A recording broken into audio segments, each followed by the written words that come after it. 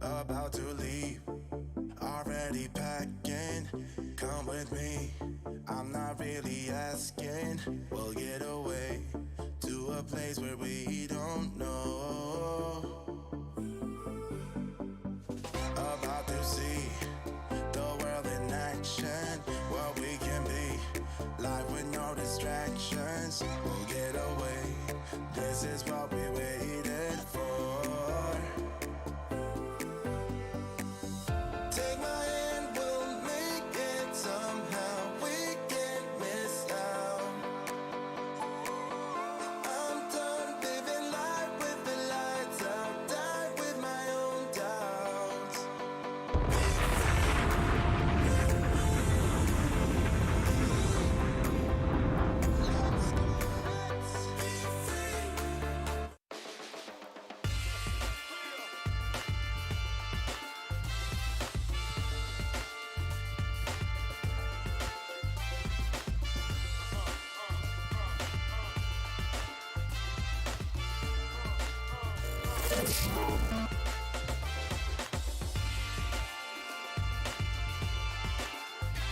Hell. Hello.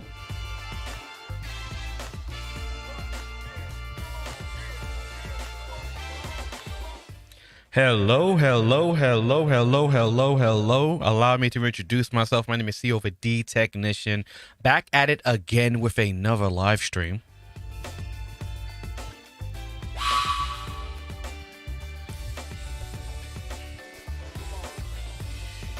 Back at it again. We are going to be talking about USB mics. I had an opportunity to try out a dope USB mic, the Samsung G-Track Pro.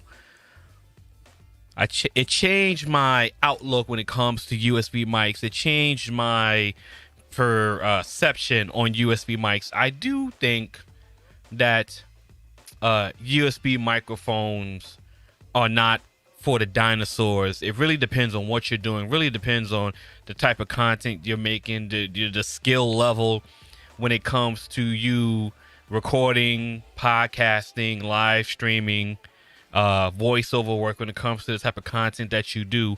And I do not believe that most people should just forego USB mics altogether. But anyway, as you know, we still in the intro, so let's get it. Let's go.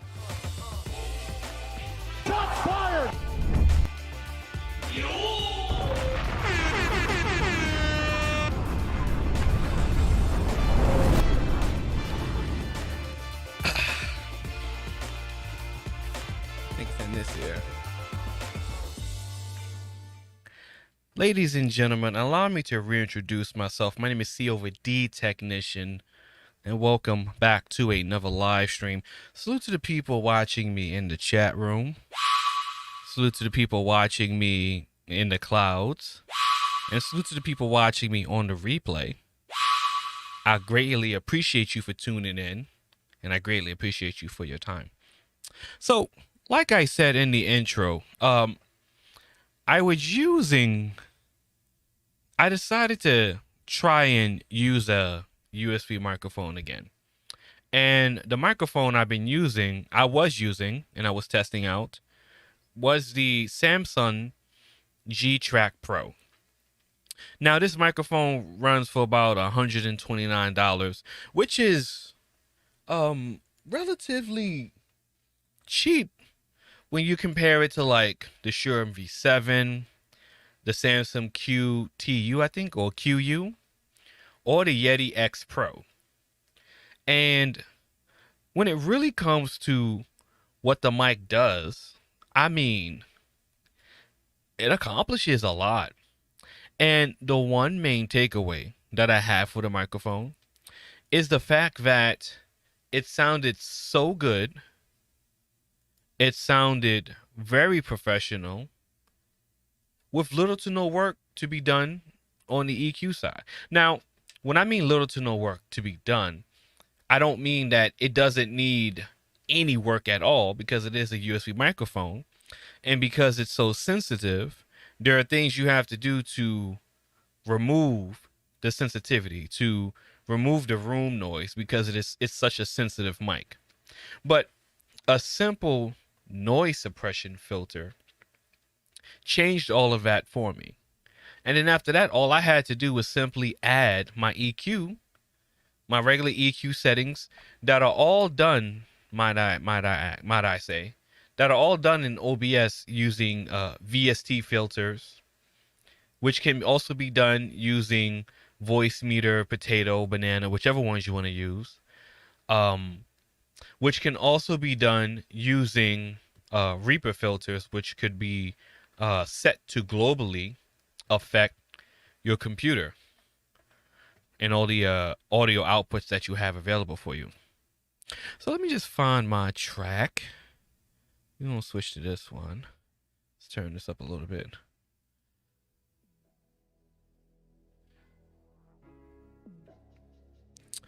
Let me see where the other one's at. Let's see.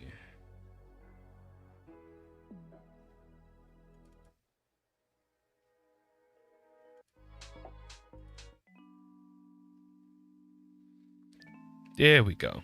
We're going to rock with that one.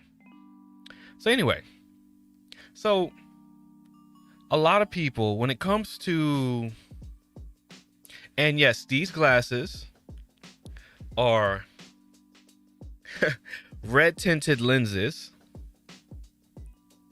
They are red tinted lenses, which is fine for me. I got them for streaming, so I don't mind using them for streaming. So anyway, I'm using these. So I'm using the mic, and the main reason why I got the mic. Yo, what's up? How you been doing? Hey, we got Ronaldo. No, not shots fired. Reynaldo De Leone in the building. What's going on, Ray? How you been, man? What you been up to, Ray? What's going on, Reynaldo? What's up? So I've been using it. So the main reason why I started to use the mic was because a lot of people, and I've had people come to me and felt that because they had let's say the Blue Yeti, they had a Yeti, so they're thinking, okay, my Yeti is no good because I need a professional microphone. So I can't use the microphone that I have because it's not professional, and only professional microphones that we should be using are like microphones like the Yeti. And again, I don't believe that's 100% accurate, especially when we got Don Gordito in the building. What's going on, Don? What's popping? So especially when majority of content creators, when they're starting out, they start with USB microphones. They get a Yeti, a HyperX Quadcaster, whichever you want, right? They get these USB microphones, and then they have companies like Maano, and then you have companies like FinFine who also make USB microphones. And these USB microphones, they come in at very affordable levels, sometimes even $30, $50, $60, $70. And I love them glasses. Yeah, man, I got these off of, let's see if it can focus. Got these off of Instagram, aluminum, nice, cool, funky little glasses with the red lenses. They are all metal, aluminum, I think. Nice hinge action too. Let's look at the hinges, right? Nice little hinge right here, and of course the red lenses. Okay, of course the red lenses.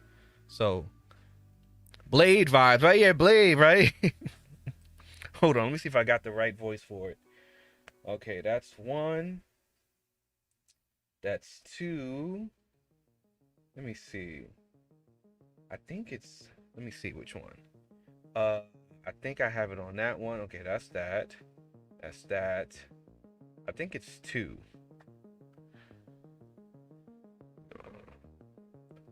Take that.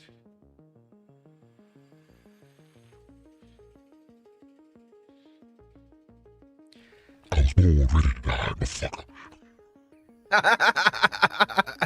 Okay, I figured it out. I figured it out. I figured it out. So anyway, like I was saying, so people, a lot of people use these microphones, and these microphones are like really affordable for people when they get into starting their content creation.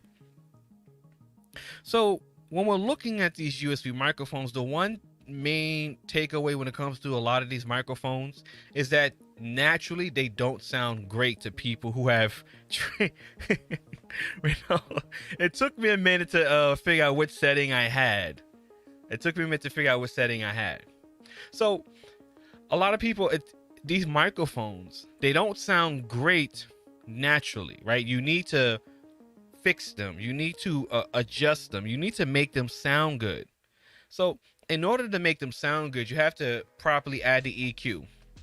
And the biggest problem I saw with the Samsung G-Track Pro was that it was so noisy because it's a condenser microphone. You got to turn the condenser microphone up first of all, so it can pick your voice up standing on the desk because it has a desktop stand, or it can be mounted on this. Now, that's one of the best things about that particular microphone, because it's a semi-professional it's a professional microphone, so it can be connected to a boom arm. So that was a plus for the Samsung G-Track Pro.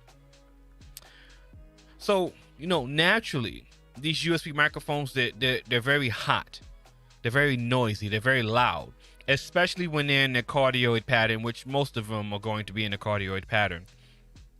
So I set it in the cardioid pattern, and I realized that I needed to add the noise suppression. So again, once you add the noise suppression to a USB microphone, that solves about 90% of the problems the microphone is going to have, because most of these microphones, again, when you activate a USB microphone, it's very hot. It's a very hot microphone, and it's going to pick up a lot of sound in the room.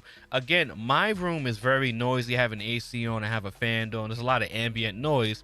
However, when I use quality equipment, when I use an EQ, when I use a noise suppression, when I use a noise gate, we got Iori, my Zen Mac bro, in the building. Shout out to the homie. So when I have all of these things activated, it removes all of that sound in the room. So once you activate the noise suppression, all the extra sound is gone. So now you only have the natural sound of the mic. Again, now when I had the natural sound of the mic for the Samsung G-Track Pro, it sounded really good. Cool shades, bro. I appreciate it. They say, is the audio still on? Okay. They say I sound like Blade. Are you ready to die? You don't know who you're fucking with. Oh shit. Anyway, so when we're looking at, I gotta fix this. All right. So I've added. So once I got the mic with the noise, then I had to add the EQ to make it sound better, which wasn't that hard, to be honest to you. Which isn't that hard for most people, if I'm going to be 100% honest with you, right? And the reason why I say that is simply because once you have the proper EQ setting with how you want your mic to sound, the other 10% is going to be done for your USB microphone, and your microphone is going to sound fucking amazing. That's just a fact. And I forgot to activate my snap camera here. Let me activate my snap camera. And I got a little camera on the top right of my screen. I'm going to show you this. Let me see. That should be good. Okay. I'm going to come here. We're going to switch that to the snap camera. Ah, there we go. No, wrong. That's wrong. No. Why did I just do that?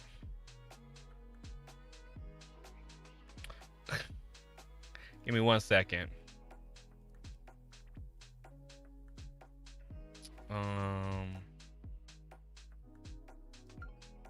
Oh my god. I fucked up my video source. Okay, give me 1 second.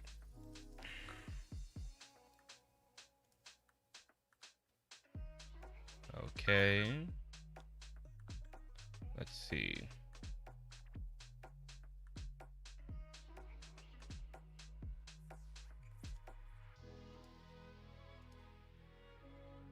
Okay, there's that.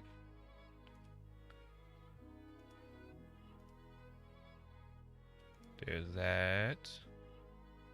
And my phone. I need effect when unknown numbers call phone.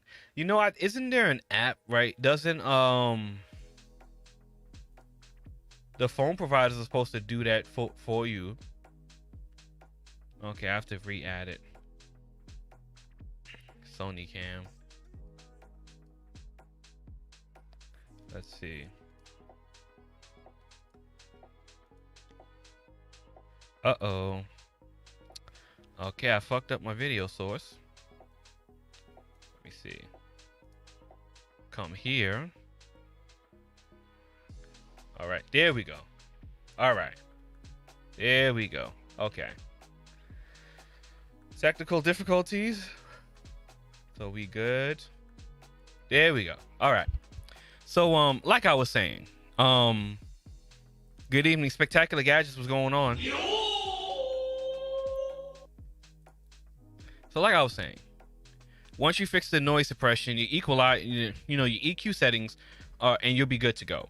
And when I set the EQ settings for my USB microphone, I was fucking blown away by how good it sounded. Like I'm not even lying.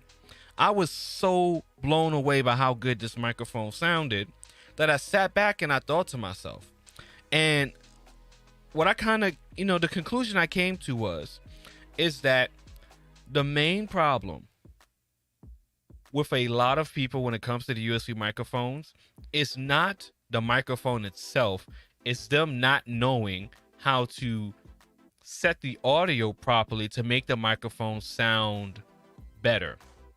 So what happens is that a lot of people, so there's an issue with this camera source.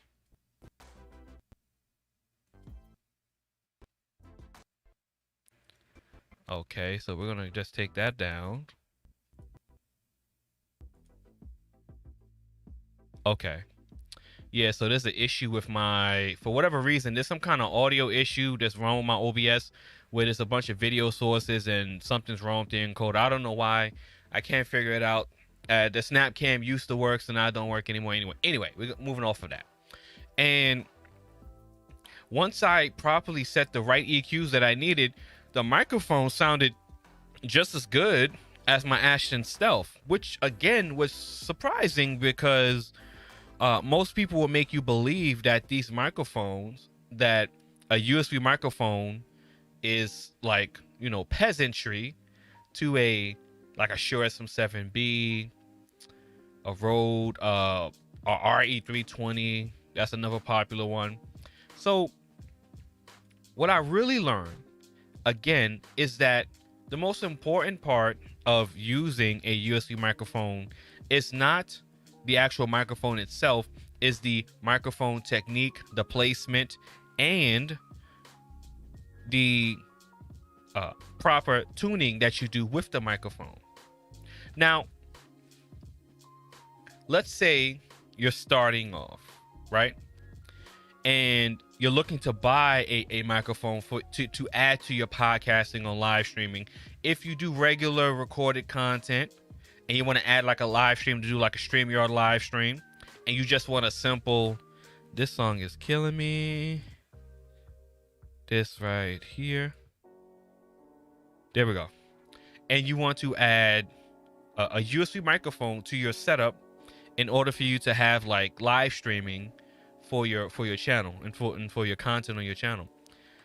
Now, I wouldn't always tell someone like the most expensive USB microphone you can get, I believe, is the Shure MV7. So that's the most expensive microphone you can get, is the Shure MV7. Under that, you got the Yeti Pro. Then you got the Samsung QU, something like that. Then you got the Samsung G-Track Pro. Then you got the regular Yeti. Then you in between those two, you got the Elgato Wave mics. And with all of that, it just really depends on your use case and how long you plan on having that USB microphone. So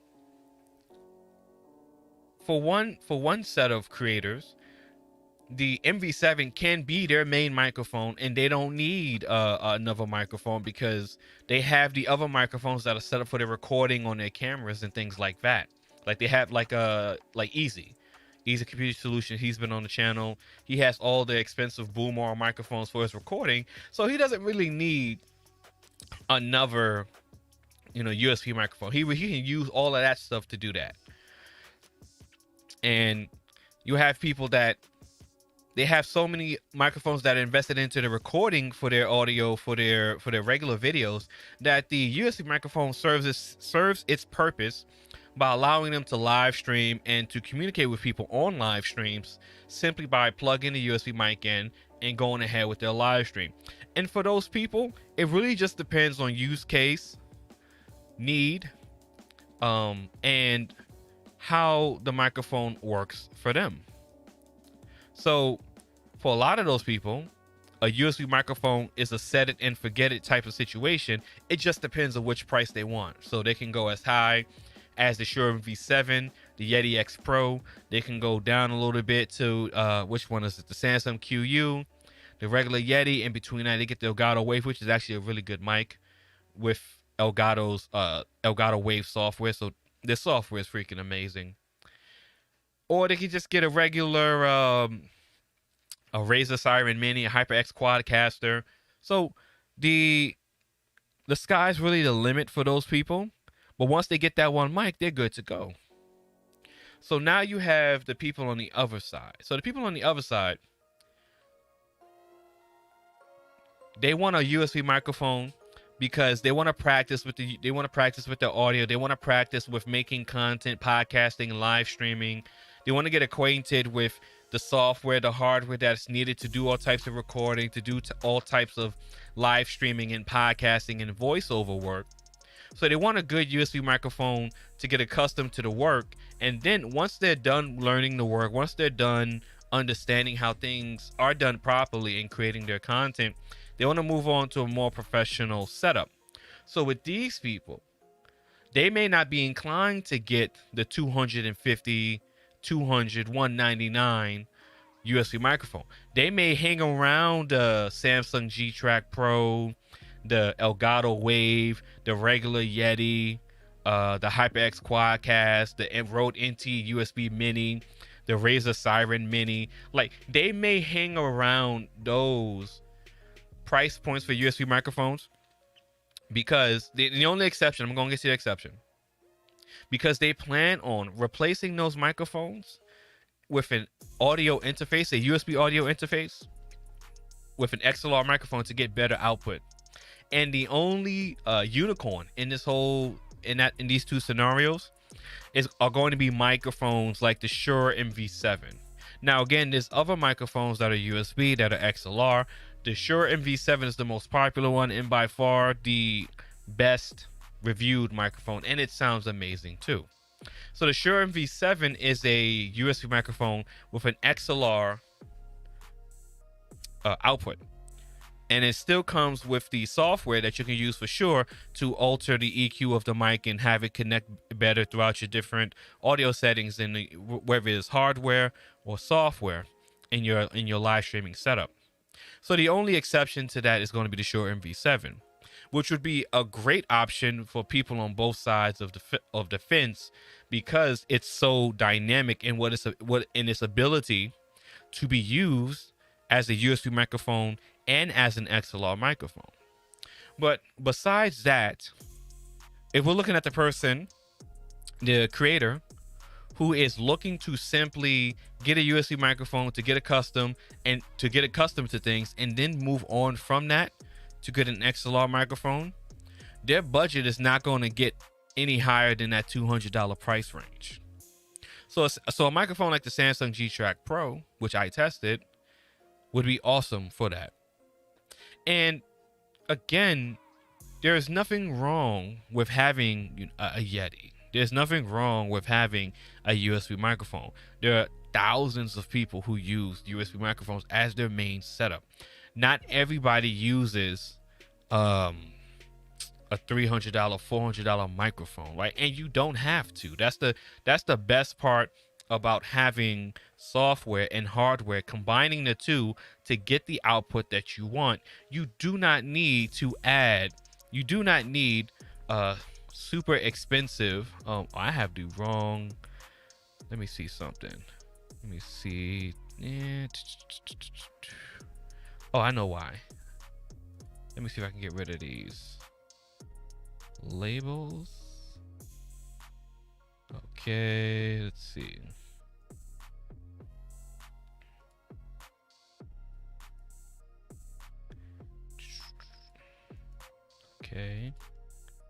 Okay, that's why that's it. All right, I gotta fix that later, because this thing at the bottom is not supposed to be there. That's for Twitch, but I'm not on Twitch. Anyway, it doesn't matter. Where was I? So anyway, so you don't need super expensive microphones to do that. I've talked about that plenty of times on my channel. You don't need super expensive microphones to do live streaming or podcasting. Matter of fact, you can get microphones for $60 to $80 and use that microphone as your podcasting microphone. Being a content creator is not about spending hundreds of dollars or thousands of dollars to have equipment. Being a content creator is about making content, whether it is whether you are podcasting, whether you are live streaming, or whether you are recording and uploading content. The focus is going to be you making the content. Oh, we got Perspective Gaming in the building.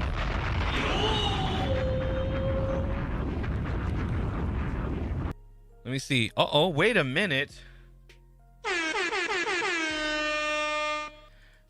Stop the show. Reynaldo De Leon says, "Man, Kova, I'm done with Pixel. I can barely hear you on this phone because of trash speakers." Shots fired! Shots fired! I have time to go back to Sammy. Oh my God. Child. Reynaldo done fired major shots at Pixel. He said the speakers are boo-boo water. What?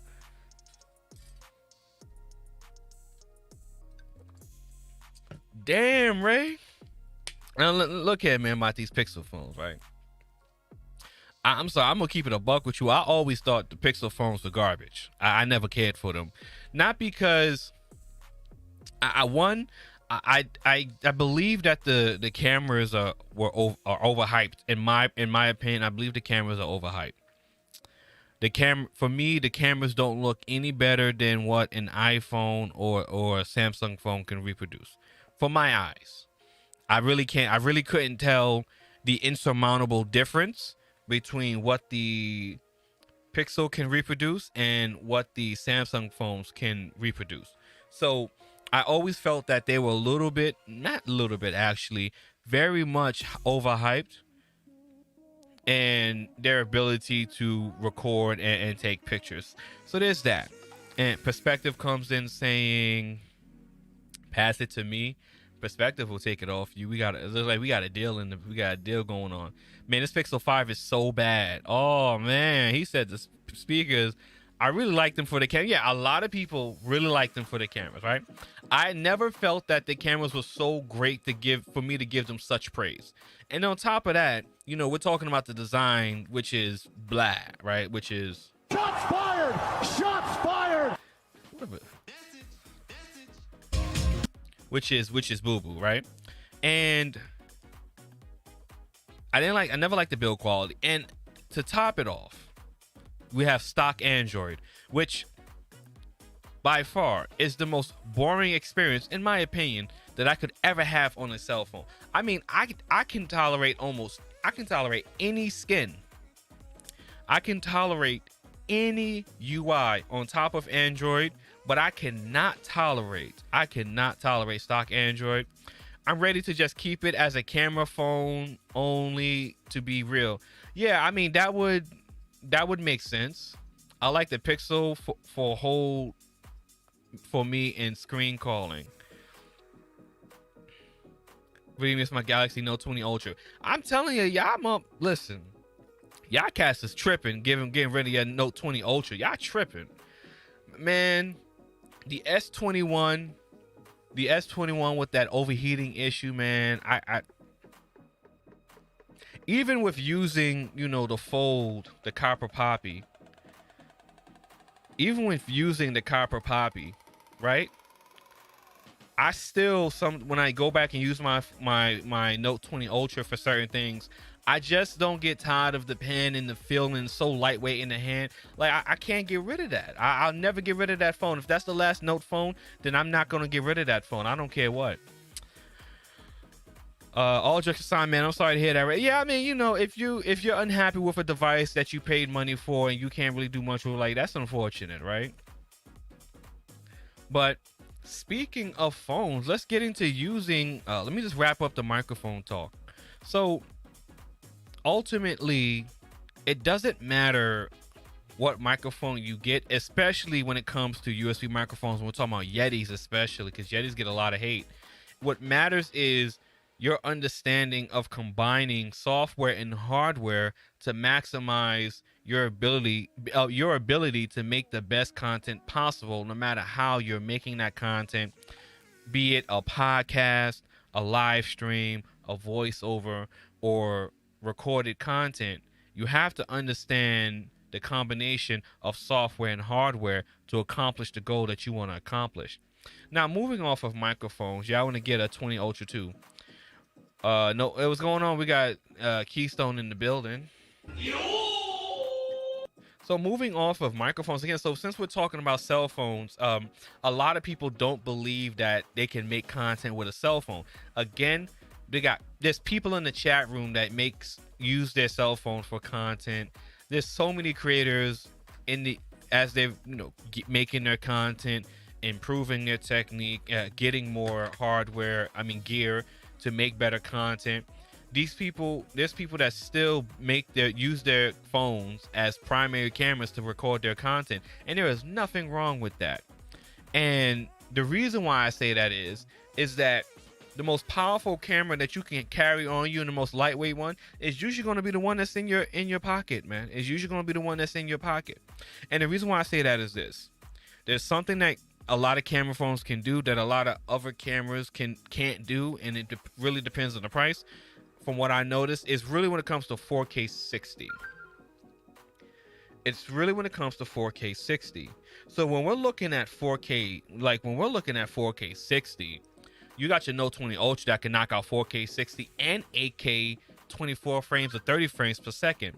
And again, there's no camera that you can really buy at an affordable price that can crank out 8K video without you having to pay an arm and a leg and put a down payment on your kidney. We gotta run. Keep up the great work, Cover. Good night to you. All right. Shout out to Spectacular Gadgets. I appreciate you for pulling up. I need to see about coming back to Sammy in a big way. No folds for me. Yeah, again, folds are not for everybody. Like, I like the fold. Am I getting rid of my Fold 2, the Copper Poppy, for the Fold 3? Probably not. And on top of that, I'm not getting rid of any of my Note 20 devices, of my 20 series devices, because this bronze color right here, man, I can't, like, this is literally the best color I have ever seen on a cell phone. I am not getting rid of that. I love the color so much, I'm not getting rid of the phone. There's no reason for me to. We got the Brother Love show in the building. Shout out to Brother Love, man. A down payment for your kidney, yeah. So now you have your cell phones, and a lot of people believe you can't make content with your cell phones, and you absolutely can. Again, when it comes to making content with your cell phones, it's not just the hardware, it's the technique and the software you use to make the cell phone footage look better. So again, we have people who use cell phones who are holding them, and you know, they're shaking the phone around and shit like that, and it looks crazy and the footage looks terrible. Then you don't have the proper lighting, so your scene is all blown out. Then the audio's not good, so it sounds all muffled and stuff like this, so you can't hear the like all of that, right? All of that makes the phone look bad, and it makes it look like an incompetent device when it comes to content creation, when that's really not the case.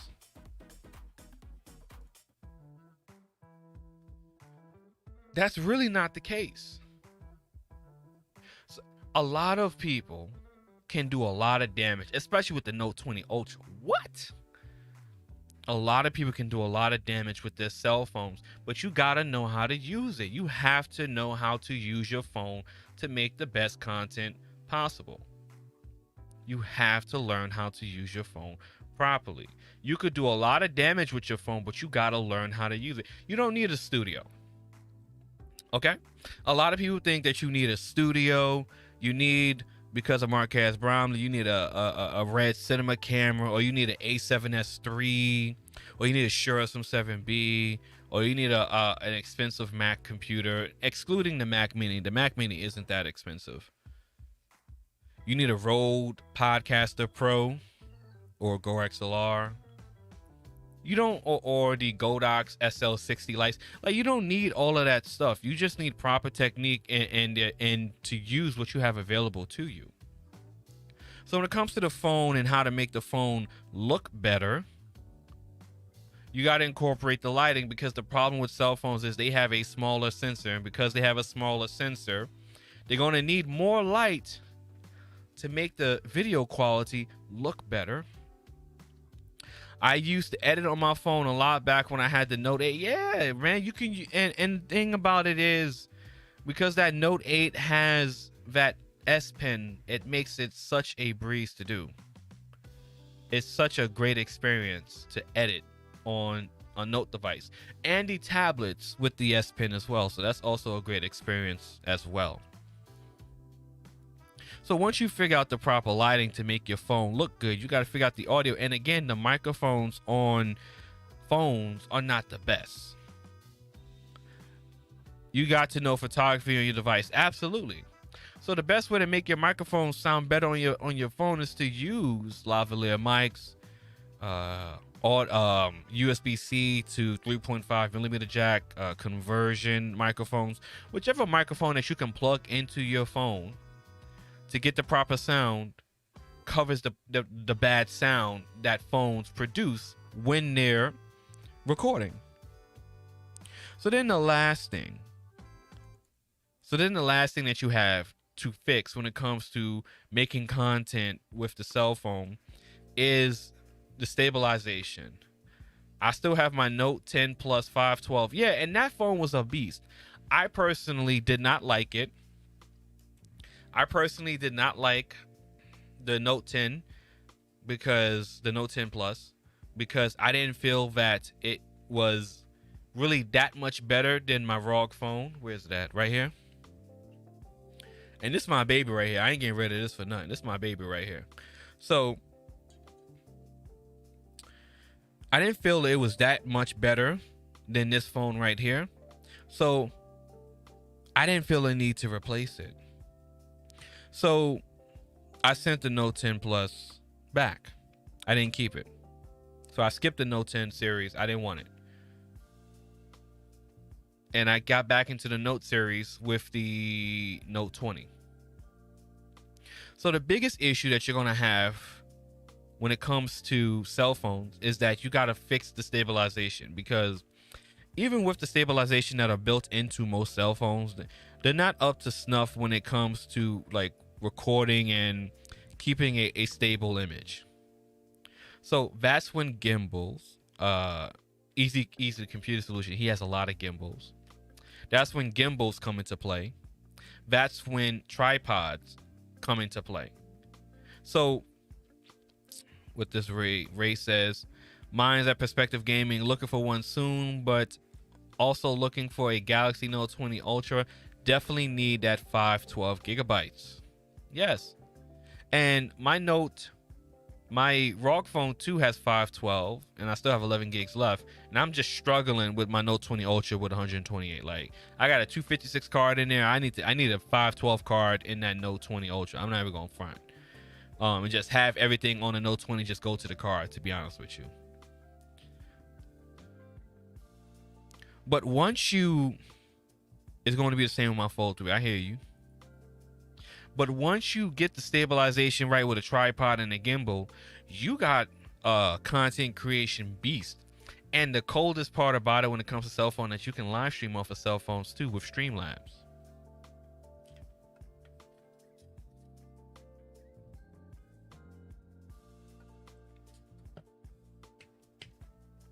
So now that you can live stream off your cell phone with Streamlabs, you can have the lights, you can have the lavalier mic set up, and now you got competent audio, competent looking video with quality lighting.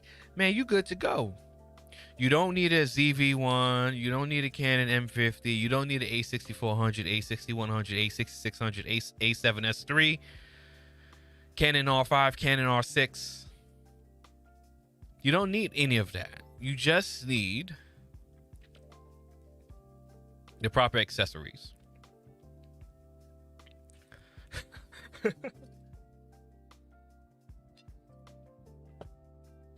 Ray said, damn, I just realized how much I've been misspelling.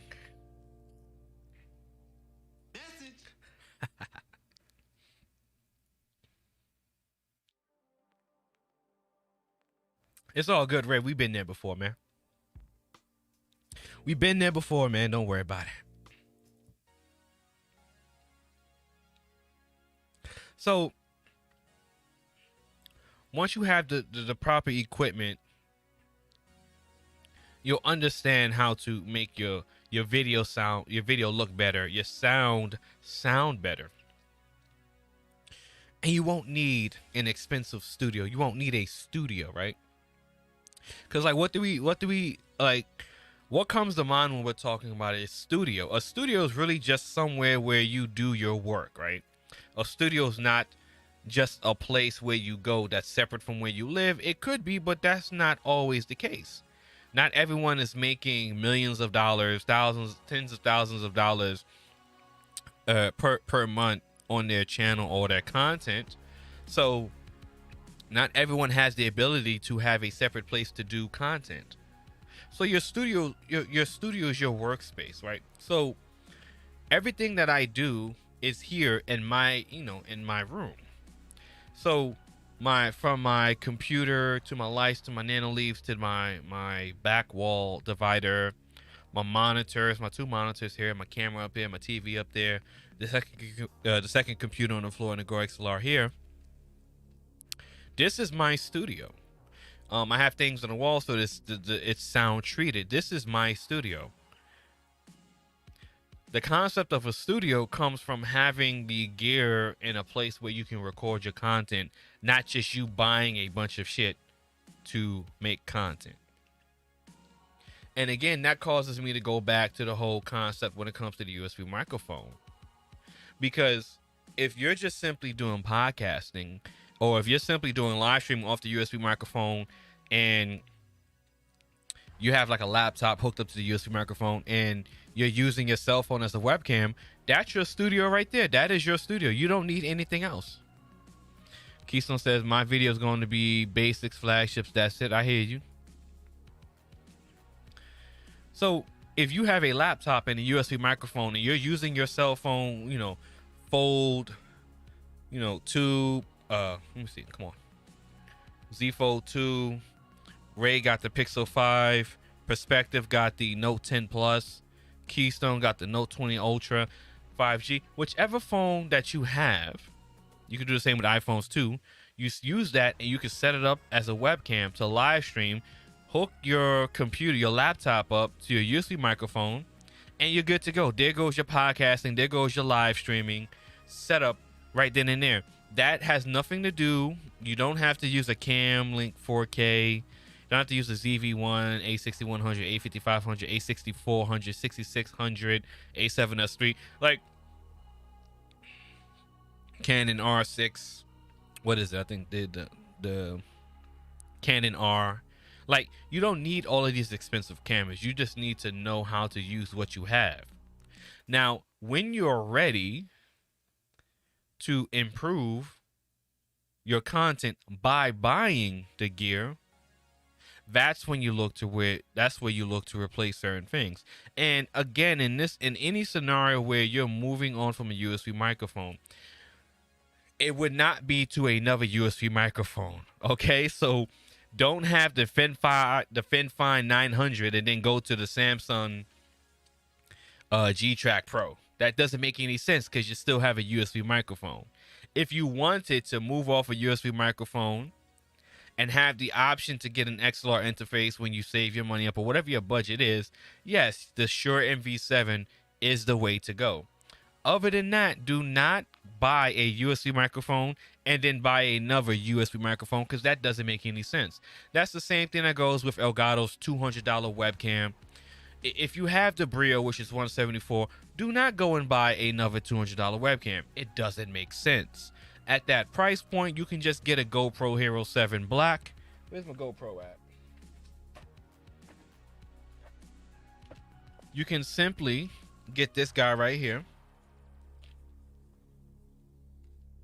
You can get this guy right here, the GoPro 7 Hero Black, hook it up to a $20 capture card like I have. Use a $20 capture card. Good point. We got 8 Winners Timeless. What's going on? The infinite timekeeper. You get the GoPro Hero and then you rock out with that, and then you get the DSLR mirrorless camera, whichever way you want to go.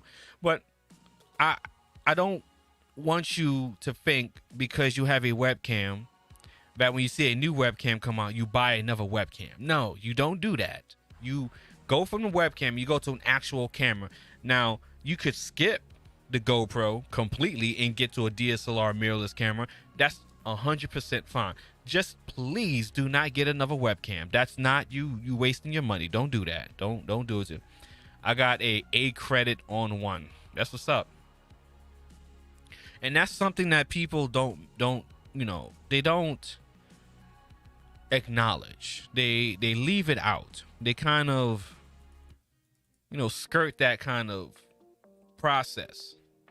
And that's one of the things that I like to talk about on my channel. Like, I can't condone or tell people to senselessly buy things just to buy them. Like, I'm not going to tell nobody to keep up with the Jones just to look like the best top content creator, because I'm not counting anybody's money, but I know I can keep it real and know there's not a lot of people that's going to run out and buy a $220 webcam.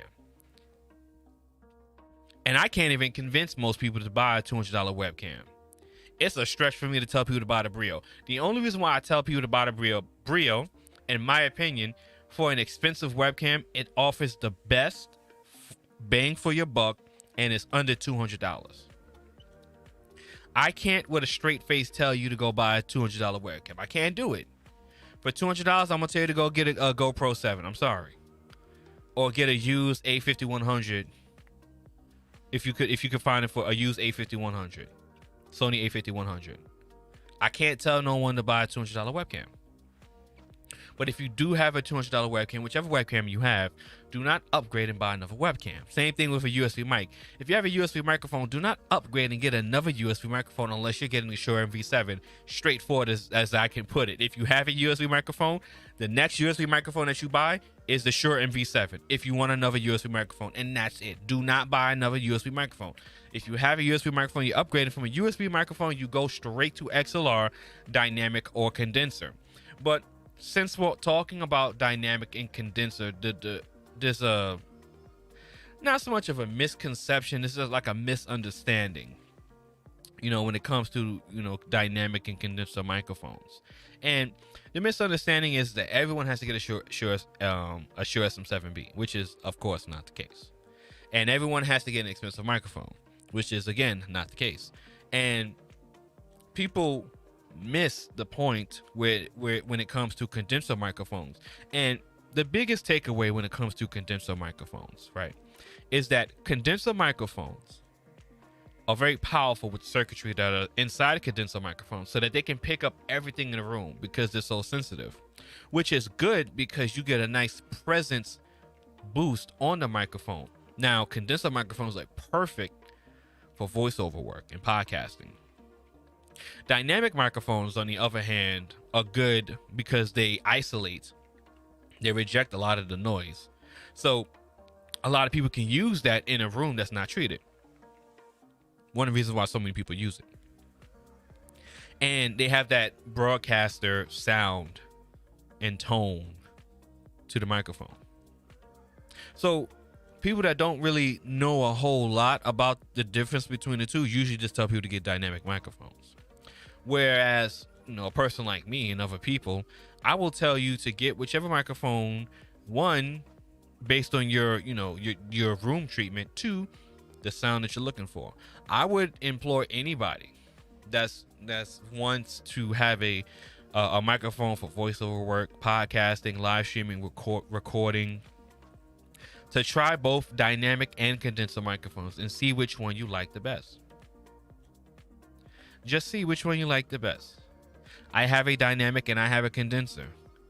This is a dynamic and a condenser in one. And I have one of the best condenser microphones on the market, which is the Audio-Technica AT 2020. Again, that mic is $99. It's not $500. It's not $700. It's not $800.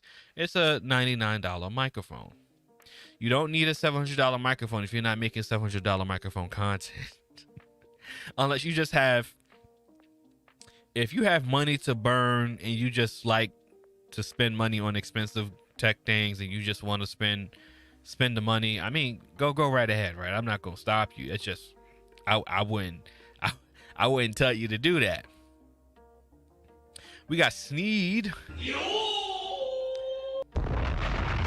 5G Telecom Go in the building. Sneed says, I always recommend dynamic for noise settings, condenser whenever possible. Yeah, same. I would agree with that. I'll have that stance as well. On the flip side, though, I would always recommend condenser microphones. I would recommend whichever microphone based on whether or not your room is treated. That's the first thing I would say. If you have a treated room, then you go ahead, you can ignore the dynamic, get the condenser. But like Sneed says, dynamic microphones are going to reject all of that noise that is in your room, because a condenser is not able to do that because it's so sensitive and it picks up everything. So again, when you're looking at the two microphones, none of that includes you spending $900 on a microphone. None of that includes you spending $500 on a microphone. You can get quality podcasting, live streaming microphones for any price range at any price point, and you're going to get some knockout performance, great rich sound. You're going to sound so professional, so crisp, and so clean that people are going to think that you spent $500 on your microphone. And the best way to get there is by understanding the EQ and how to make the EQ work for your setting, for your microphone, for your voice, and for your room. Because one thing that people forget is that everybody's voices are different. My voice is very different. I don't think my voice is unique, but it sounds really different streaming and recording than it sounds when I'm talking regularly, and my pitch is all over the place sometimes, so that's a problem. But when you understand how your voice sounds recording, that's where you alter your EQ to make your voice sound better. So when I'm editing my EQ, I add a little bit of the bass, but then I tweak out the mids and bring the highs down to balance everything out. Because you don't want your voice to be super bassy to hurt people's ears, but you don't want your voice to be super mid and it's gonna be real tinny. So, but again, that's EQ stuff. I don't want to get into all of that right now because I can lose people with that, because a lot of people are not really gonna be able to keep up with that one. I may do. I mean, if people will let me know if they want me to talk about EQing for mics, I may do it. I think I actually may do a show when it comes to EQ and microphones and things like that. And I'm gonna see if I can get some special guests on the show for that one. So I think I will do a show like that. Not right now though. Maybe in the future. But anyway, I do my best to, you know, with the people that follow me, to give them the right information so that, you know, you don't waste your time and you don't waste your money making the wrong purchases for your content creator needs. Because I don't want you to go out and buy a $400 microphone, a $500 microphone, a $700 microphone, a $3,000 camera, and you don't need to do that. For most people, I will tell them the first thing to do is put that money into your computer, laptop or desktop. And again, I'm not a fan of laptops. I do not like laptops. To me, laptops are a warranty disaster waiting to happen. I've told my story with laptops multiple times. I've had issues with laptops going all the way back to like 2012, 2013, and I stopped dealing with laptops at that time. It's very costly and very painful to replace a laptop that motherboard just died on you, and you have to figure out a way to get some things off your computer that you're unable to. That's very annoying, and I would not have anyone. I wouldn't. No, I would wish that on my worst enemy. Yeah, I'd wish that on my worst enemy, but nice people, I wouldn't wish that. Nice people, I wouldn't wish that on, man. But I'll always implore people to get a desktop. I'll always say, if you want to build your streaming content rig, get a desktop. Don't even look at the $500 microphone. Look at having a computer that can produce quality content.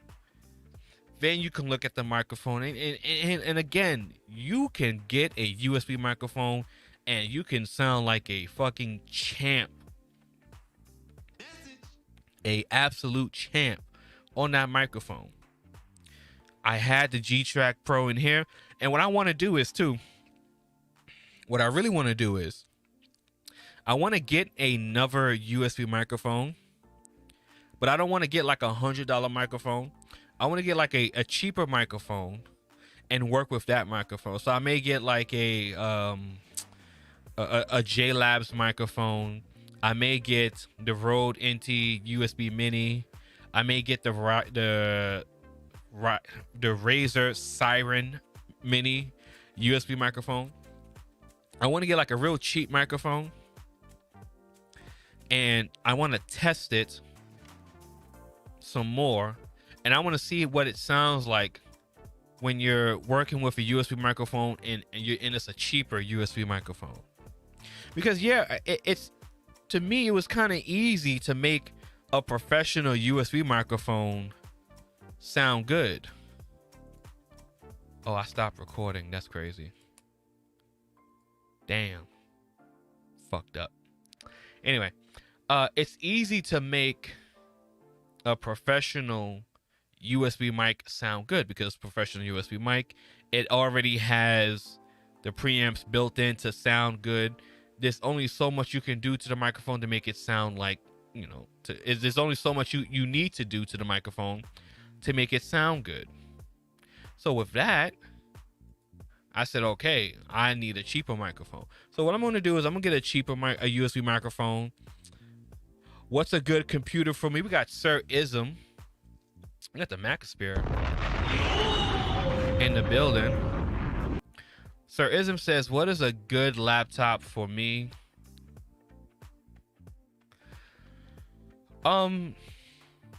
There's a lot of, I've done a laptop show before on my channel.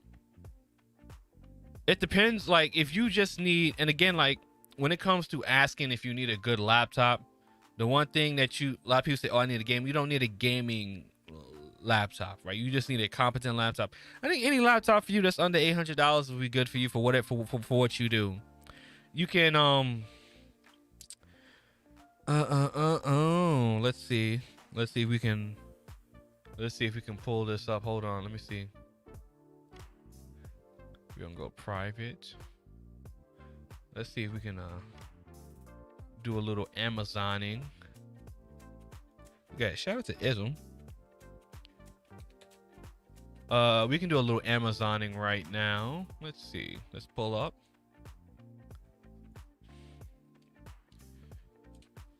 Let's go to the big screen.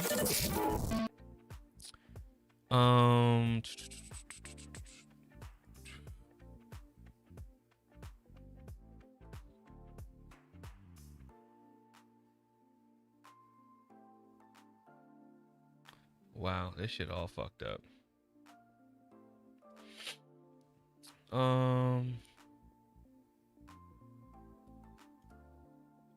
Let's see. Okay, that's good enough for me. All right, so we got Sir Ism, and he wants. There we go. So Sir Ism wants a laptop, right? And I will say, and I just told him, that any laptop for around the price range under $600 is going to be good for him because he does content. But Ism live streams off of StreamYard, so he doesn't need that much of an expensive computer. He needs a competent computer that can handle what he does. So honestly, you can get whatever you want. I mean, for what you're doing, unless you plan on editing, that's a different conversation. But if you're not planning on editing, pretty much any computer that has a dedicated graphics card should be good. Like this guy right here is a good laptop. The Lenovo Flex 5-in-1, and this is a nice little laptop too, right? And I'm gonna tell you why this laptop is actually pretty good. These 2-in-1 laptops. These 2-in-1 laptops are good for people when they do content, because you can actually flip the computer up in a more comfortable place, and you can only do a little touch controls with the pen. So a computer like this is pretty good for someone who does content. And it has that good dedicated Ryzen processor right here. Let me see. Yeah, check this one out. That's a good computer. And again, it's a touch display. It has 16 gig of RAM, which is pretty much all you need. 256 gigabyte SSD, AMD Radeon graphics, which is dedicated AMD graphics chip, I believe. No, that's integrated, but that should still be fine for StreamYard. But what the big kicker is the 16 gigabytes of DDR4, which is more than enough for, you know, whatever it is, what you do with your channel. And that in that price range that's like 600, 8% off. So that's like $600. So $600 and you're good to go. And then let's see if we can find something with a dedicated card, right? So when it comes to dedicated graphics cards, you have a graphics card that works separately from the integrated card, so it spares the CPU when you're doing things. But again, if you are not using OBS, if you're not doing a whole ton of editing, what about the camera on that laptop? Okay, so laptop cameras are always going to be boo-boo. I do not recommend relying on the cameras on laptops. In general, they're going to look bad. They're just going to look bad. Earlier, I was talking about using your cell phone as a camera, but if you're asking about webcams, you can use the webcam on the laptop, because I know you do your show. You can use the camera on the laptop. However, I would always advise you to get a separate webcam. And again, let me show you, because again, you don't have to spend a whole lot. If you want to look, what about editing? Yeah, so the dedicated, so let me go back to the dedicated computer. So The thing with the dedicated graphics card, you can edit on all these computers. Simple stuff. Most of these computers can handle simple editing. It just depends on how much you work it. But the computer that I dropped in there just now can do editing. Then you got this computer right here that I've actually told a lot of people about, the MSI. This one is under 1,000. This has a 1650 GTX graphics card, which is amazing. Core i5, 16 gigabytes of RAM. This is a great computer right here. This computer can handle editing, and I would believe the webcam would be decent. Again, if you're looking for a webcam to do content, I would just simply tell you to get a separate webcam. And the thing with webcams aren't that expensive. Webcam, and again, you can use your phone. I did a show on my channel. I appreciate your help, my brother. No problem, Ism. No problem. Shout out to Ism, the Macosphere in the building. You can use your cell phone as a webcam, right? But that's a laptop that's actually a pretty good laptop. I've actually told a lot of people to get this laptop. Then you got the Ryzen 5 HP. I actually I don't tell people to get a lot of HPs. I'm not very confident in their quality control when it comes to HPs, if I have to be honest with you. So I don't really tell people a lot to buy HP computers. I'll tell you to get a Lenovo, an Asus, an MSI, or even an Acer before I tell you to get an HP. But let's go take a little bit to show you some with the webcams. And again, you don't even have with what you do, Ism. With what you do, Ism, right? You don't really need an expensive, right? You don't really need an expensive webcam, right? You just need a webcam to give you decent video quality, right? So you can get a $30 webcam right here. You can get a $30 webcam and call it a day. Again, over here, I'm not going to tell you to go buy the most expensive thing based on your use case, right? And this webcam got a tripod, so that's pretty good right there. This has a tripod. It gives you good, decent 1080p. Let me see what the video codec is. It's probably like MJPEG or something like that.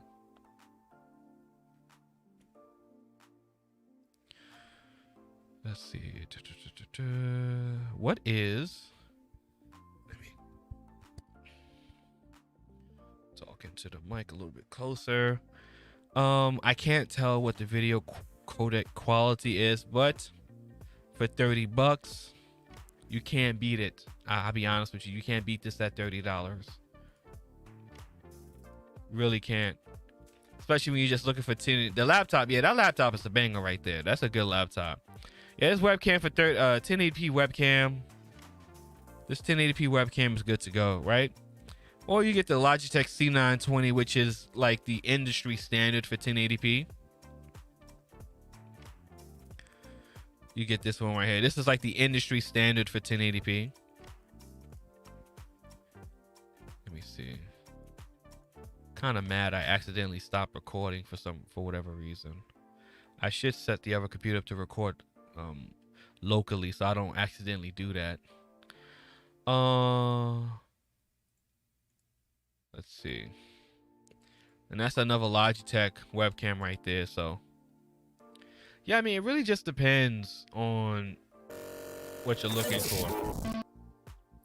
But again, you depending on what you're doing, you don't really need an expensive webcam. And you don't really need a super expensive laptop to do what you need to do. And since we're looking at webcams, let me come back. So as you can see here, we got the Brio.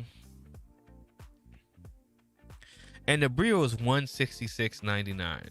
Again, I'll tell you right here, this is one of the best webcams you can get on the market, because the Elgato one,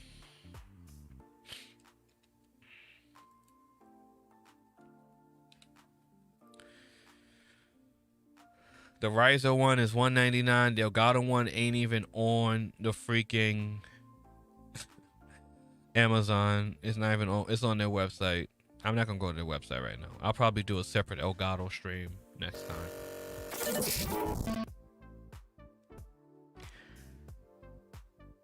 You don't need expensive, depending on your use case.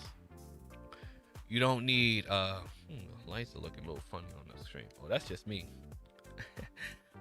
Depending on your use case, you don't need super hella expensive laptop, webcam, microphones to do, depending on what you're doing. Again, if you're using StreamYard, you just need competent equipment that can handle the transfer speed of the internet connection, and that's really it. You can get that done with almost any computer. You just need a computer that's not a potato, and a potato is a computer that runs like shit. That's pretty much what that means. So you just need a computer that doesn't run like shit, and you should be good to go when it comes to StreamYard. When it comes to OBS, you need a computer with a little bit more workflow power. You need a little bit. You need a computer that can handle a little bit more horsepower. So that's going to come in the form of a dedicated graphics card at 16 and up, maybe 8 gigs to 16 and up. Depends on what you're doing, and the processor. But at that point, when you're having a dedicated graphics card, the processor is going to be able to keep up with the OBS or the Ecamm or Streamlabs, whichever one you're using. But for StreamYard, any laptop, $800 and under, you're good to go. Because with StreamYard, you just need a competent computer to handle the StreamYard application. Uh-oh, this song not working. Uh-oh. Let me see. Is the computer crashing, or it's just the music app? Yep, music app crashed. Let me reopen it. Oh, I got music on here too.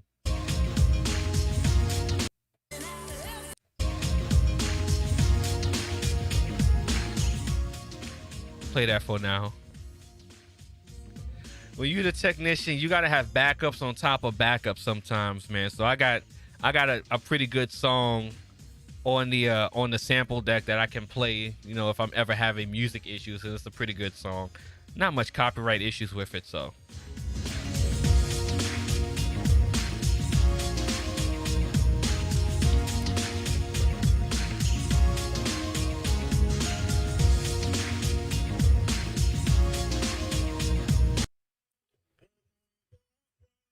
Okay, there we go.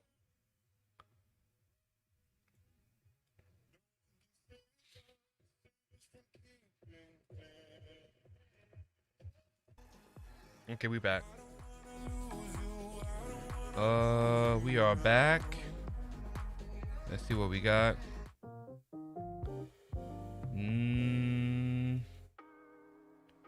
No. Okay. What about OBS? Yeah, OBS is a whole different conversation. Again, the computer that I dropped, the $900 one, is good for OBS. To make it simple, the $900 computer that I dropped in the chat room, I think it's the second link. Yeah, this computer right here is good for OBS.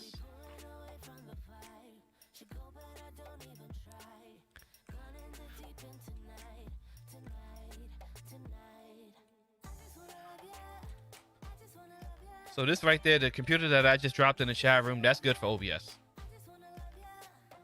Lenovo's excellent company. Their laptops, the Legion laptops, I haven't seen a whole lot of reviews on them, but Lenovo as a company, I would blindly vouch for them, because their products are always been on the up and up for me, and I've never had any bad feedback from people that I've referred Lenovo products too. So Lenovo is definitely a solid company, a solid option outside of the main gaming competitors, which is Asus and MSI and Alienware on top of that. And definitely don't fuck with Alien, please don't. Shots fired! Shots fired! if you can avoid that, please avoid Alienware. Thank you. Yeah, but the laptop I dropped in a link here. Let's get the finger right. Anyway, that laptop, that's a good OBS laptop. Plain and simple, 1650, 16 gigabytes of RAM, dedicated graphics. Good to go. But again, you know, when we're talking about OBS,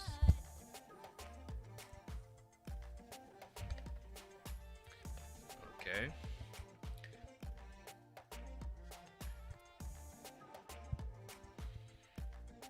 Okay.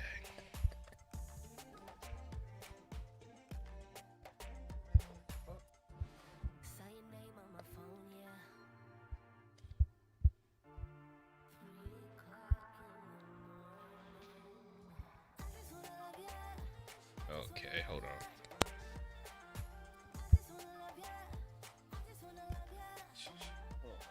Okay, I had it in the wrong vocal setting.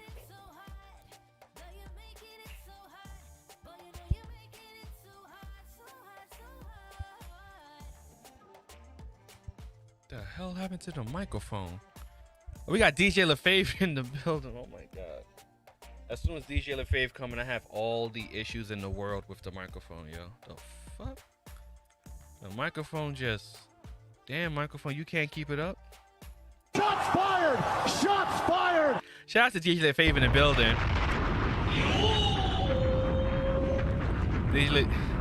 DJ LaFave, you see me struggling over here with the mic. All of a sudden, I'm missing the microphone just go bloop. I need some Viagra for my microphone.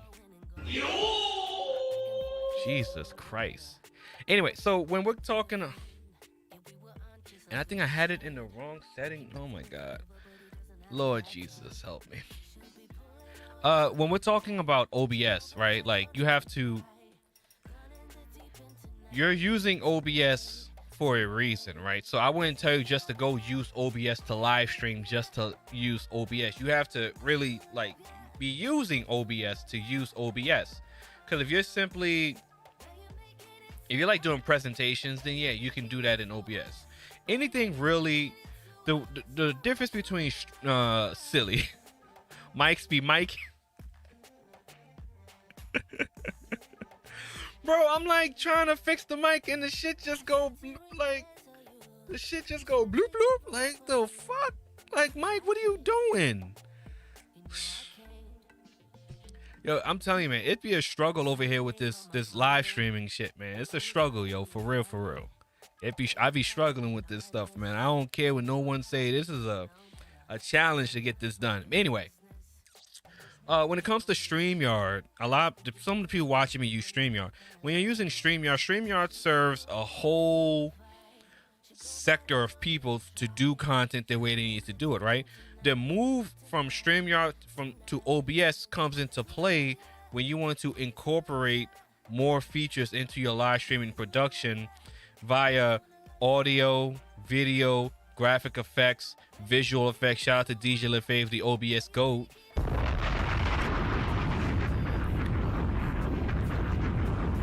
Okay, like a DJ LaFave, his setup is like DJ LaFave be tearing it up with the visual effects. So, you know, his track mat and the shit he do on his stream is absurd, right? He OBS GOAT out here with the OBS. I can't even front on DJ LaFave, right? He be knocking my lights down and shit, man. This is light right here. It's on top of my speaker. I'm very careful of it because I can knock this thing over, and it's a whole situation, to say the least.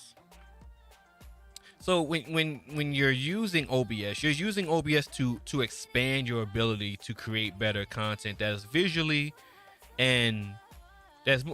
pleasing and sounds better. So when we're talking about StreamYard, Melon, Caffeine, Zoom. We're talking about just, you know, doing just regular talking stuff, inviting people on to have conversations. Like, that's what you use StreamYard for. When you're using OBS, you're incorporating different audio signals. See, when I'm using, why I got into OBS was because I can do this.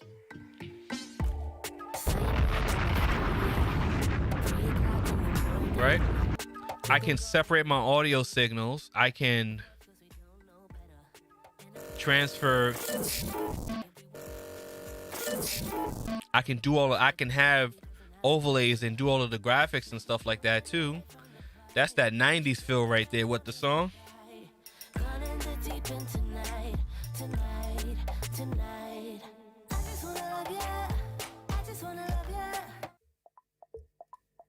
Oh, I know. Hold on.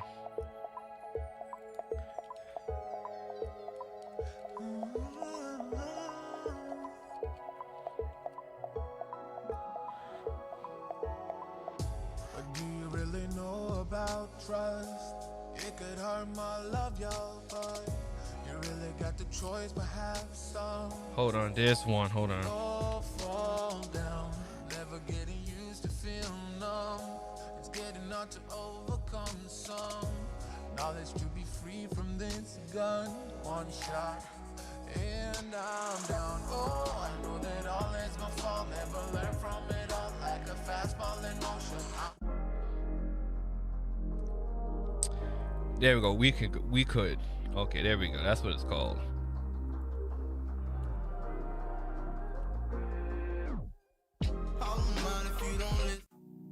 There we go. That's a song that a lot of people like when I play it on the stream. But yeah, like I was saying, like when you're using OBS, this allows you to use all these different audio signals and visual effects to incorporate into your live stream. When we're talking about StreamYard, we're just talking about like simply inviting people onto the stream to have conversations and and just to talk.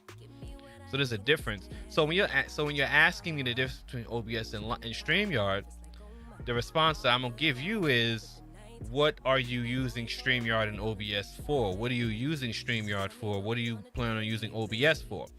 Now, the cool thing about OBS is that you can use OBS for StreamYard without really needing to pay for StreamYard. You just feed the display and duplicate the source into OBS, and then you can have it into as part of your overlay. I've done that. I've talked about that many times on my channel, so I may do that again, but I've talked about that multiple times on my live stream. And that's the best part about OBS. See, you don't really need StreamYard.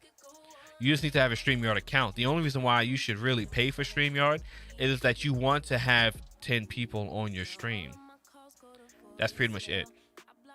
There's no other real reason why I would tell someone to pay for StreamYard when they can simply just use StreamYard for OBS. Shots fired! Shots fired! But that's a free tidbit for you. But OBS, I mean, once you really get into it though, the sky's the limit. Like, you can do whatever you want, really. I messed my OBS up, so I have to go back and fix everything, but I can have my little effects in here. I can have my different audio signals, my different visual effects, my like DJ LaFave, the track mat, and all the crazy transitions and all that stuff. Just hook it all the way the fuck up to make it the best visual experience possible. And you can add green screen effects into it. Collected, but you pushing on my nerves, and knowing your intention, I'm under pressure. Okay, I'm admitting that a couple things I said got acidic in the tone, in the presence I get careless. Long as you know I come with it. Shout out to OG Raider. I appreciate you for stopping by. What's going on? And if you like what you're hearing, like what you're seeing, definitely share this out, like and subscribe if you're new to the channel. I greatly appreciate it. So when we're looking at, the hardware that you need for OBS, it's really just you need a decent computer. You don't need a super beast mode computer. You don't even need the computers that I got. Like, okay. So the computer that I'm using now has the 3700 3700X processor, the RTX 3090, and 32 gigs of RAM. So that's in this computer right here. That's the main streaming gaming computer. Then I have a second streaming computer. So OBS is the best. Oh yeah, no, hands down, OBS is the best. OBS and Ecamm is the best. Yeah. Definitely the best. OBS and Ecamm is the best. Like, once you're ready to, get up there with your streaming content, yeah, you're leaving StreamYard in the dust. Absolutely. Once you're ready to up your streaming game, up your content creation game, you're absolutely using.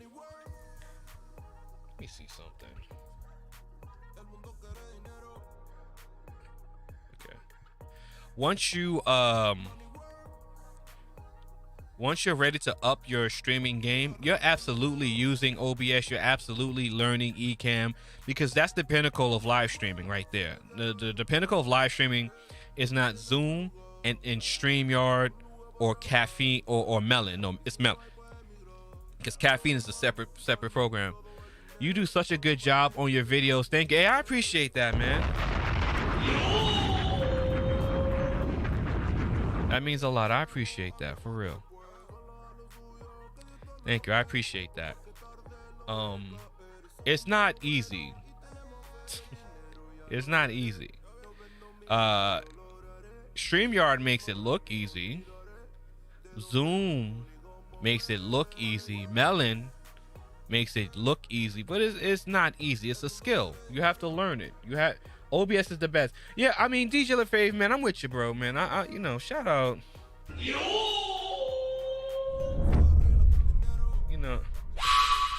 Shout out to OBS, man. I'll go ahead and say that I think OBS is the best streaming software that you can ever use.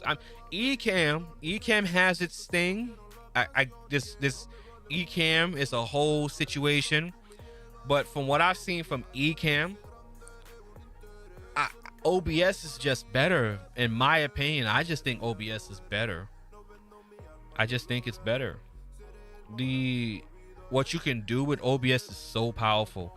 And again, like, once you get past the scariness of how OBS looks, it's fucking light work, man. Once you set it, because then you just set your settings. Like DJ LaFave, like, once you set your scenes, once you set your sources, once you understand when you click this is going to show up, and you don't have glitches.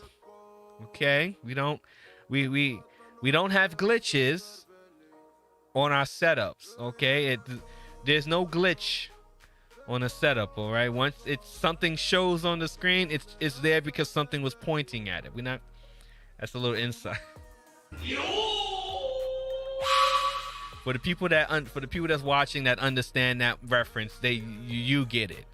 But once you understand your setup, you know when you click this is going to show up. When you click here, that's going to show up. When you click that happens. You're right as rain. Like, you ain't got nothing else to worry about. Whoa. I just saw this video the other day by a dude that looked like you that said YouTubing is easy. I know. Who is that? That's my evil twin. Glitches be bitches. I know. Glitches be bitches, boy, I tell you. No, but for real, it's not, the whole streaming thing, it's not an easy thing. We got perspective. I appreciate perspective. The streaming thing, that, my gripe when it comes to people who use StreamYard and Zoom and then look at the rest of streaming like it's not work, is that, streaming, StreamYard, Melon, Zoom. Well, technically, let's just break down these streaming applications, okay? StreamYard and Melon are web-based streaming platforms that are made to stream various types of content. Yes, Zoom is not really meant to be used the way people use it. Zoom is like video conferencing software. Zoom isn't really meant to be streamed the way people use it to live stream content. And that's the problem with Zoom, because Zoom, okay, I can dig with this. All right. So the thing with Zoom is that Zoom doesn't really offer a great experience for the viewer in terms of live streaming that maybe StreamYard and Melon offers a better experience. So that's why Zoom isn't the best software to use for live streaming, which is also why Hangouts wasn't the best software to use. Oh, we got the light. Which is why Hangouts, which wasn't the best software to use for live streaming as well, because it didn't really offer a great viewing experience for the viewer. And it's a little it holds back your equipment too. And again, if we're talking about expensive equipment and you're using StreamYard and Zoom, you're wasting your money. Simple as that. You're using StreamYard with $2,000 equipment and you have to pay to get 1080p. Where on my end, I can stream in 4K. OBS can stream it to whatever your equipment can stream at. So I can set this up to 1440p. I can set this up to 4K, or I could even set it up to 4K would be the max, I believe. 4K 60 frames per second. All based on my equipment and my data uprate and my upload speed. But when it comes to StreamYard, when it comes to Melon, when it comes to Zoom, these softwares and applications will limit your hardware and affect your audio. Now, again, when we're looking at OBS opens up the door for higher quality audio that will sort of level off the compression that happens with YouTube, because YouTube does a lot of compression on the video side and a little bit on the audio side, but more on the video side, and it really crushes 1080p.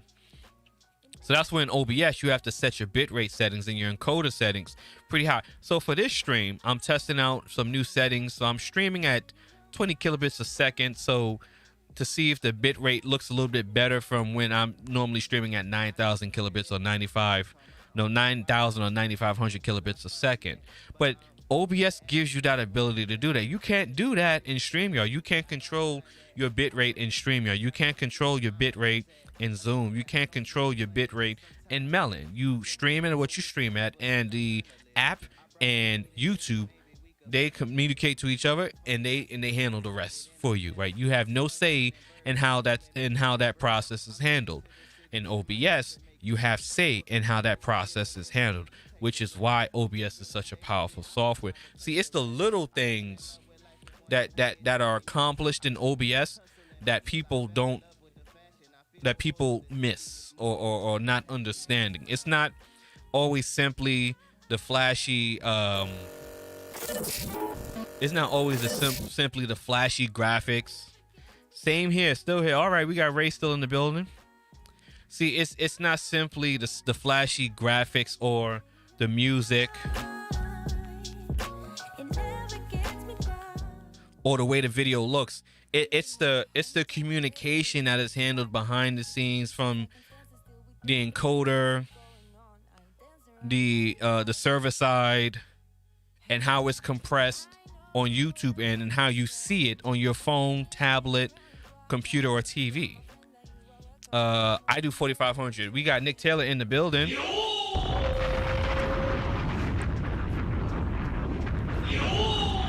Nick Taylor like that, so I played.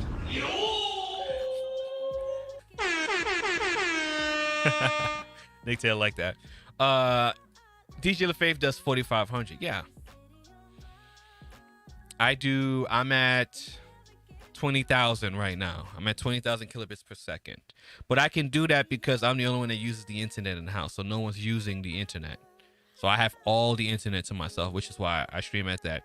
It's the it's the customization, like, and that's the thing when it comes to streaming that Melon, StreamYard, and Zoom, people don't understand. Nick, that people don't understand. It's the customization on the backside behind the house that's so powerful, right? And since we're talking about OBS, I'm gonna show you what I'm talking about.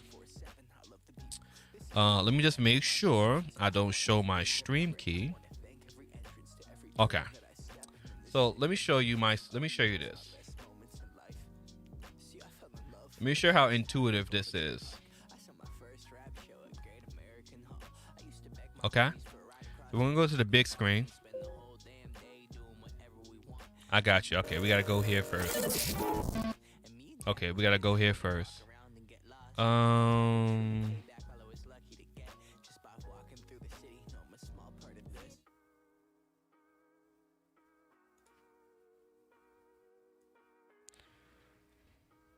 Okay.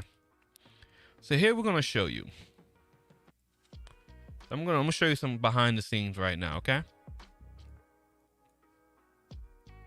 So if you can see, this is the settings of OBS. So really, we're gonna adhere to the output for OBS, right?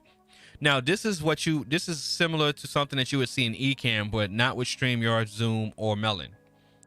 Now I'm gonna go through my output settings to show you the deep level of customization that is done with OBS Did you know there's a script that allows you to generate a QR code inside of OBS as a source?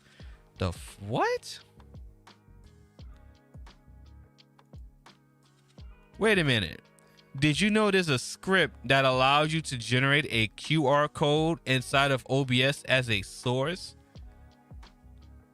All right, I gotta check it out. What? Okay, I gotta check it out. I'm gonna check that out. I'm gonna check that video out. DJ LaFave, you got a wrench too. Can you drop that video in the chat, please? DJ LaFave, you got a wrench. Can you drop that video in the chat? What theme am I using? Miami Vice. What is this? That's the what is it? The Rashini? I'm using the Rashini one. I've been using dark for like 6-8 months, man. I need to change it up, man. I'm going through things, man. I need to change it up. I'm going through changes. Yeah, I had to switch up, so I'm using the Rossini theme. So anyway, so now, I mean, we're looking at the back end of OBS right now, right?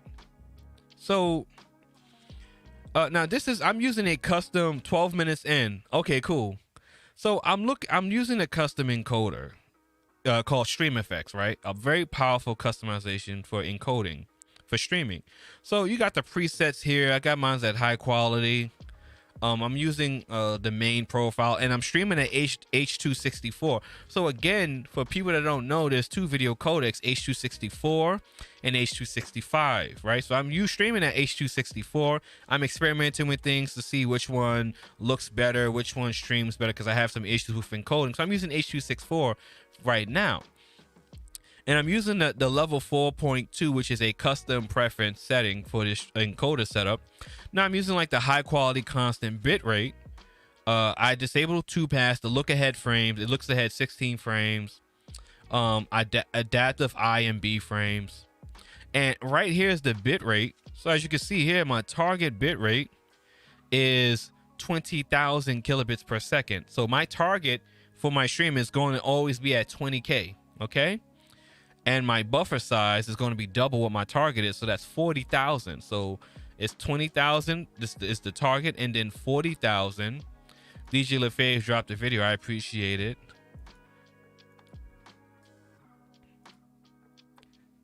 For me. So it's 40,000.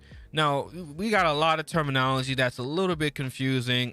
I've read it. I understand what it means when I set it in, but I can't really repeat it too much. It's very confusing. But pretty much, this is just how it handles the sequence of between the buffer and the frames and the communication with the encoder. So I just set that at 7, right? No, it's live. Is this a restream? No, we are live, Rainin. We are live.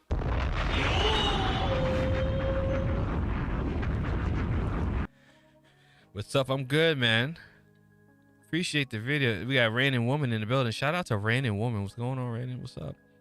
This is a stream. This is not a 24-hour live stream. Again, for the people that's asking, like, when I do a 24-hour live stream, it will say 24-hour live stream. So this is a live stream. So, you know, I got maximum B frame set at 3. I only enabled to P frame. So this, when it does is it only uses the middle B frames as a reference, right? I mean, pretty much after this, we're done. I'm supposed to set this at 0.50. The interval for the keyframes is at 0.50. And I removed my custom settings. So, I mean, that's it, really. And again, you know, I'm recording my stream as well, right? So I'm recording locally, and these are my settings for the encoder for the recording. So again, we're using H.264 right here. As you can see, it says NVIDIA NVENC H.264 AVC. Hey, yo. Again, we're using high quality variable bit rate, 2-pass disabled, look ahead is max 32 frames. And the kicker here is, see, my target quality is 15.69 megabits per second. My maximum bit rate, I set at 50,000. Now, I can set this to 800,000, and my files at the end of the recording could be like 180 gigs. And I don't need 180 gig files for my stream. So that's why I set it at 50,000 kilobits per second. Slightly better, but not too overwhelming. And it's actively recording right now, so I'm not going to change that. And the max thing is the maximum quantization is at 51. And after that, everything else is kind of the same, right? So when we're talking about streaming, right? This is streaming right here. This is streaming. And again, take a look at my audio. My audio bit rate is at 160. I brought this down from 192.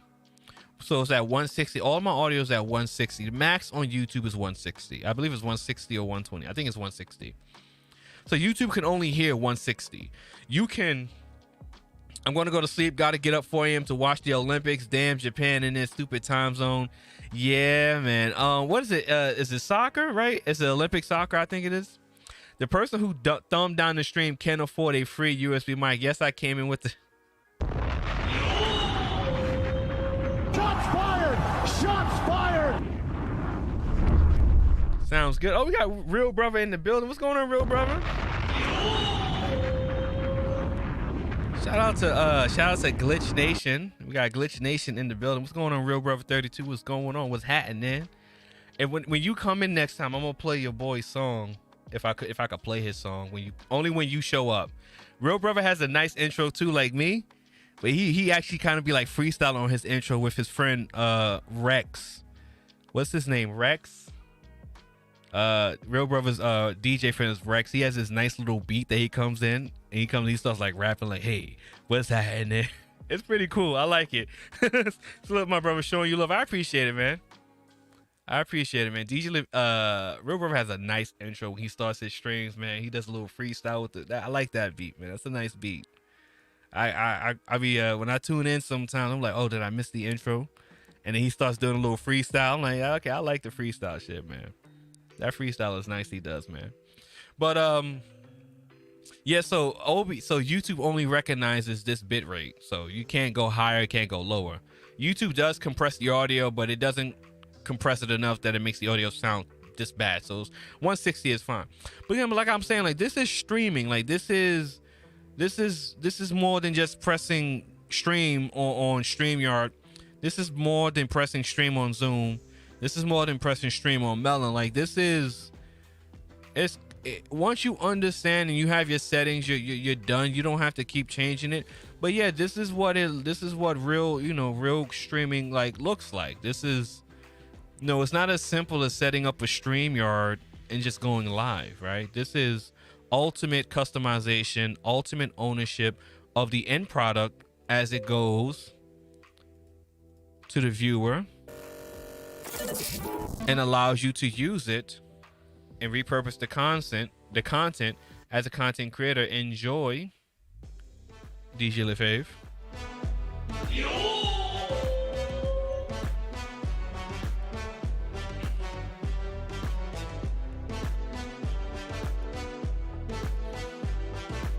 Oh, I appreciate the Cash App from Brother Love. I appreciate that. Thank you for the Cash App. If you want to support the channel, that information should be in the description box below. If you want to send a Cash App, PayPal donation to the channel, I greatly appreciate that.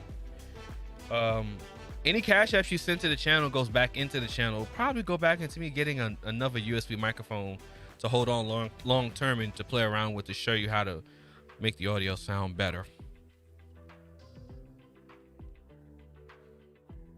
Absolutely. Yeah, but I mean, that's the thing when it comes to, the streaming and Like, it's not simple as just pressing click go on StreamYard or Zoom or Melon. Like, there's a lot more that goes into it. But the benefit again of OBS and Ecamm is that you get the most out of your hardware. Use the QR code for your donations. Oh, I gotta watch the video. I gotta watch the video. I gotta check it out, man. This shit sounds so cool. I gotta watch the video.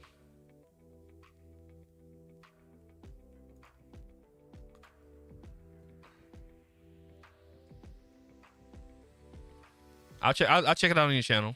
I gotta watch it. It sounds so cool. I gotta watch it.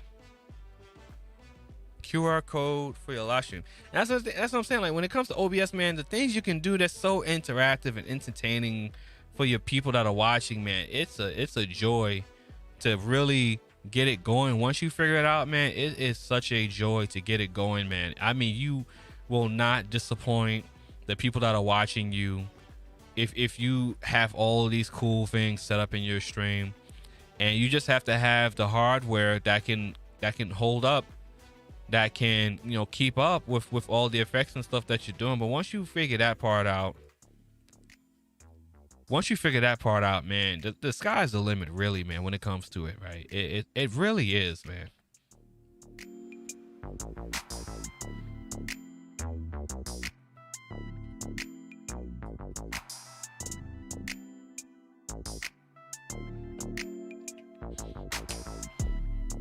So while I have so many people in the chat room, I appreciate it. You know, hit that like button if you're new. And if you got any questions for me, you know, let me know. If you, like Ism was asking me about the computers and stuff like that, and the webcam and OBS. If you have questions, definitely now is a good time to ask. I don't think I'll do any more dedicated Q&As until the channel gets a little bit bigger. But you know, when it's time and you got a question, you want to ask me a question while I'm streaming, I definitely answer questions. Because the main purpose of what I do with my channel is that I want to be able to provide useful, helpful information when it comes to people for their YouTube setups and gear and hardware and software. I want to be able to provide the helpful information that's not bloated and generic when it comes to hardware and gear for your channel and software too.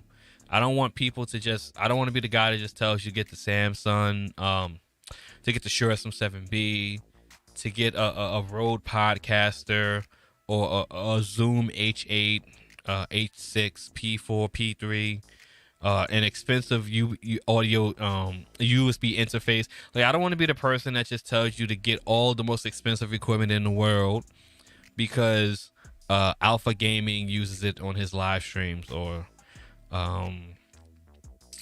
Roberto Blake uses it when he does his StreamYard shows. Like, I want to be able to give useful information to people based on their use case, their needs, and the content that you create. Because there's a lot of people that make content where they will never need a Shure SM7B. They will never need a $2,000 camera to do what they're doing. They don't need it. They can get by with a Yeti, a USB microphone. They get by just fine with a USB microphone. And I plan on getting a USB microphone again and showing you how you can get by perfectly fine with a USB microphone. Do voiceovers perfectly fine with a USB microphone. Do all the best content in the world with a USB microphone. And I honestly will tell you the audience will not know the difference. And here's the biggest misconception when it comes to that. You can get, once again, a $400 microphone, a $900 camera, a $500 audio interface, video to me. Okay, so now YouTube is telling me. So let's see what we can do.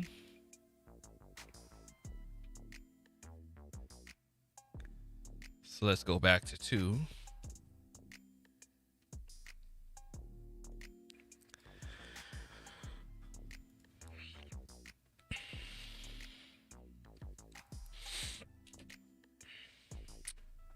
Okay, let's see.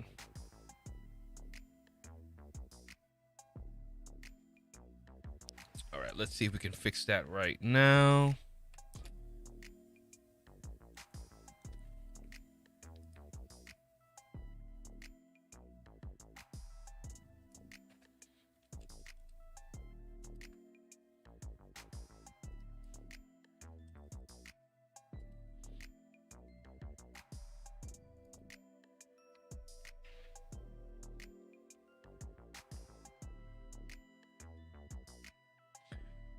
Okay.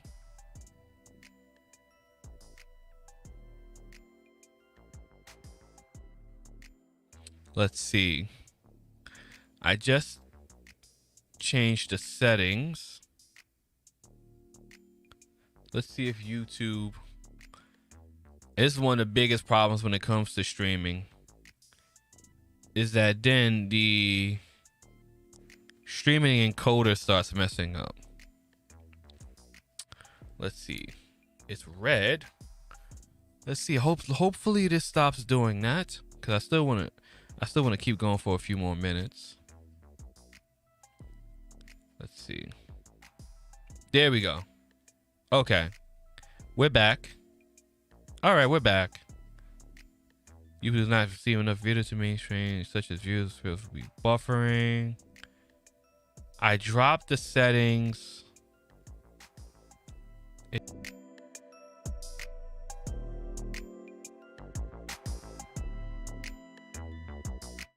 been thinking about the good times.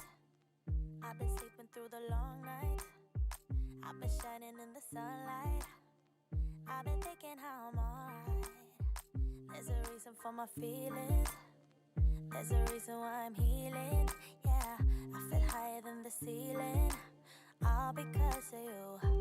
You and I were so sweet, so sweet. Talking till we asleep, asleep. Every night I fall deep, but love, yeah. 'Cause you really get me, make me fall to my knees, my knees. Every night I fall deep, but love, yeah. Wait a minute, don't you leave before I get to kiss ya.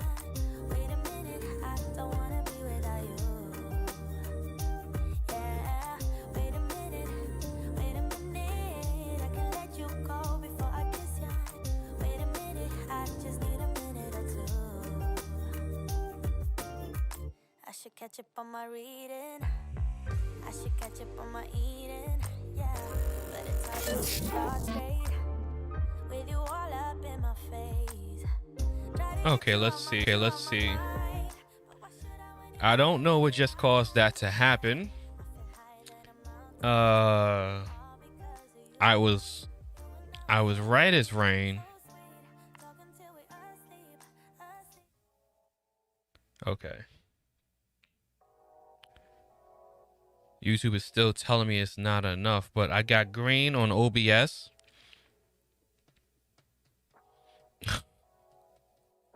Like I said, you don't know when. It's not if, but when. There we go. We're good now. We got green. It's never if. It's never if when it comes to streaming. It's when. So when it happens, you got to know how to fix it.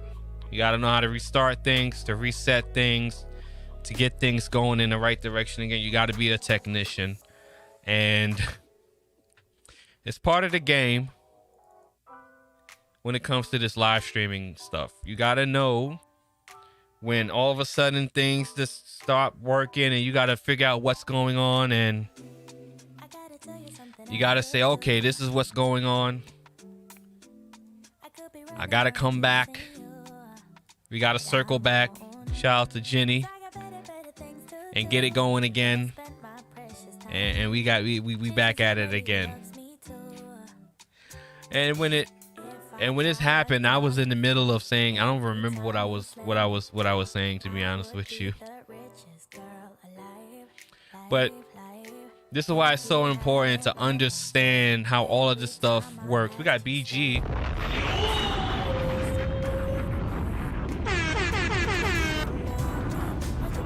Shout out to BG Tech Life in the building. What's going on? You just came back. We was having some severe technical difficulties, but we back at it again.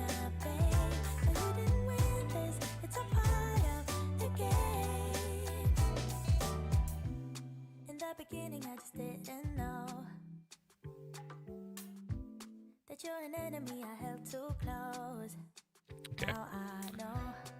And that's why it's so important to understand how all of your equipment works, how all the software works, how all the background machinations, how they operate. So let me see what happens if I put it back up now to 9,000, because I don't want to stream at 6. Let's do 9. Let's go back to 18. Let's see what happens. We should be good now at 9 and 18. I'm well in your perspective. How have you been, Raining? Appreciate the love and the communication in the chat room. The engagement in the chat room helps the stream go out to more people. It tells YouTube that I'm not shit streaming over here. So I do appreciate the engagement. Even if you're talking amongst yourself, I greatly appreciate that in the chat. It helps me out a lot.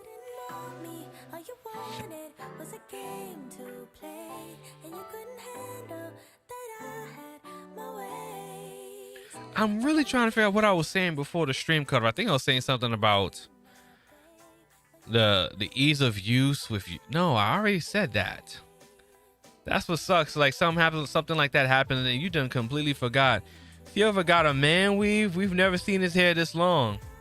Man. You know what? I ain't gonna do you like that. I would time your ass out for that. A man weave. Ain't a man weave.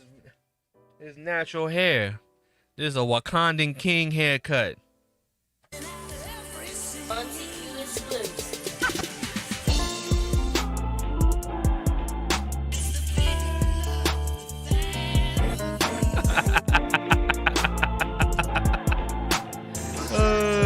This is a Wakandan king cut. Let me stop. Oh shit, man. I know I'm gonna let my hair grow out even more, man. Who you talking about? I'm gonna have my hair grow out all the way. I mean, all kinds of kink and curls and stuff like that. Man, I'm gonna have all types of oils and butters in my hair and shit, man. I'm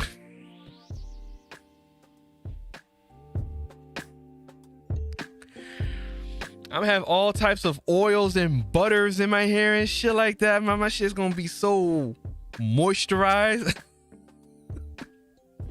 Yeah, BG said I grew cornrows in the pandemic. Yeah, man. You mean like that's good, BG? Like, come on, BG got cornrows and what the hell? Like, let me tell you something.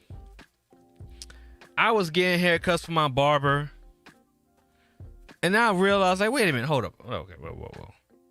Why am I getting my hair cut every week and I ain't really going nowhere like that, man? Like, I ain't going nowhere like that, man. I ain't trying to be in nobody face like that, man. Like, I'm good. Like, listen, I'm good. Like, I don't need to be nowhere. I don't gotta have nobody in my face. As long as the line looking manageable, like, we good. You know, once or twice a month and we good. Don't gotta be out there getting all cut up in the fade. Don't gotta do all that. Just look presentable with the camera. Make sure you get a nice shave up. That shave up lasts for 3 weeks. if your hair and your hairline is on point, if you got a situation, you might want to work around that. If you got a situation, you might want to work around that. But if you're not, if you don't, like, you good to go, man. If you're ever gonna have a man bun in October.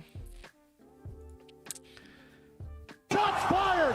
Shots fired! Rain and trying my God-given patience. I hear you. Rain and trying my God-given patience in the chat room. I appreciate it though. Nonetheless, I appreciate the engagement. Helps the channel grow. Helps YouTube tell whoever it is that it tells the algorithm that, hey, there's things going on over here. It's just not shit posting and shit streaming. So I greatly appreciate that. But back to you know, to wrap around the tech conversation again. I just want to, you know, double down and make sure people understand that no matter what I talk about on the channel, be it cameras, microphones, USB audio interface, computers, keyboards, all of that stuff, at the end of the day, what matters the most is that you have the ability to properly make content. The gear, I was happy at 35. I can grow hair with a good, bro. Yeah, that's a win, baby.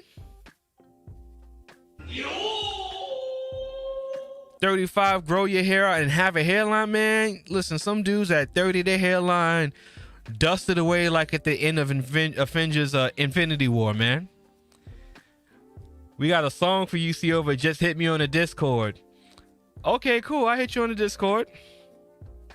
I'm on the Discord. The RB Glitch Nation Discord.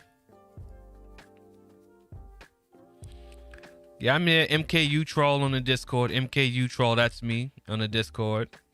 I know that's right. Yeah, man. Like, there's so many people when they turn 30, that shit just like Thanos done snap their hairline away and that shit just blows off their head.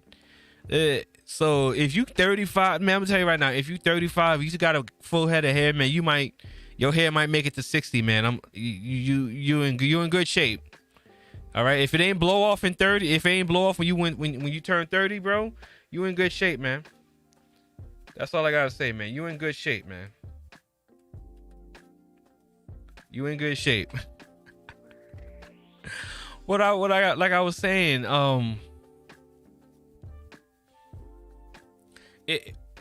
what really matters is that you make the content. The gear and the equipment you have is not going to make the content, right? The A7S3, the A6400 doesn't make the content. The SM7B, the Ashton Stealth doesn't make the content. The expensive computer, the RTX 3090 doesn't make the content. You make the content, right? And you just have to make the content. It doesn't matter what gear you have. You just use the gear that you have to make the content. The gear that you buy, whether it is a USB microphone or a XLR microphone with a Rode Podcaster Pro or a Focusrite Scarlett, all that matters is that you use the gear that you have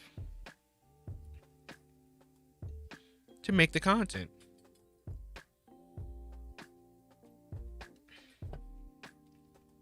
And you don't let the lack of equipment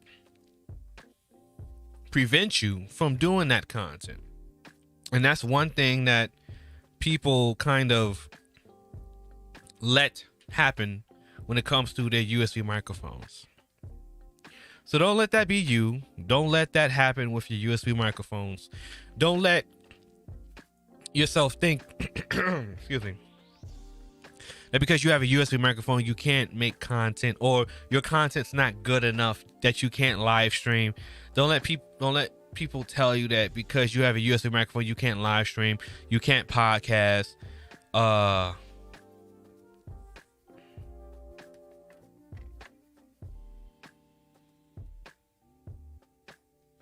Damn, this mic, this monitor just fall apart at 1%. Damn. Might only have one monitor, that's fine. Don't let most of my videos recorded with a Sony omnidirectional mic that costs $16, but basic, like that's it. Let me highlight that on the big screen. That's it right there, man. Most of my videos recorded with a Sony omnidirectional mic that costs $16, and you wouldn't be able to tell because I've watched BG Tech Life's videos for quite many years, and his audio has always sounded good. You couldn't tell. The biggest upgrade for BG was when he got the Canon M50, I think it was. I think he got that camera like maybe a year or two ago, if I'm not mistaken. When BG got the Canon M50, it was a huge upgrade to his visual content, but his audio sounded great because he's been using an omnidirectional mic for $16, not a $200 Rode wireless podcasting microphone system or a $300 boom arm microphone from Rode. And like, it's a $16 microphone.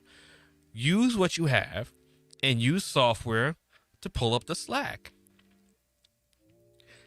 And that's the one thing that people need to take away from whenever I'm talking about this stuff, is that use software to compensate for the faults of the hardware that you have.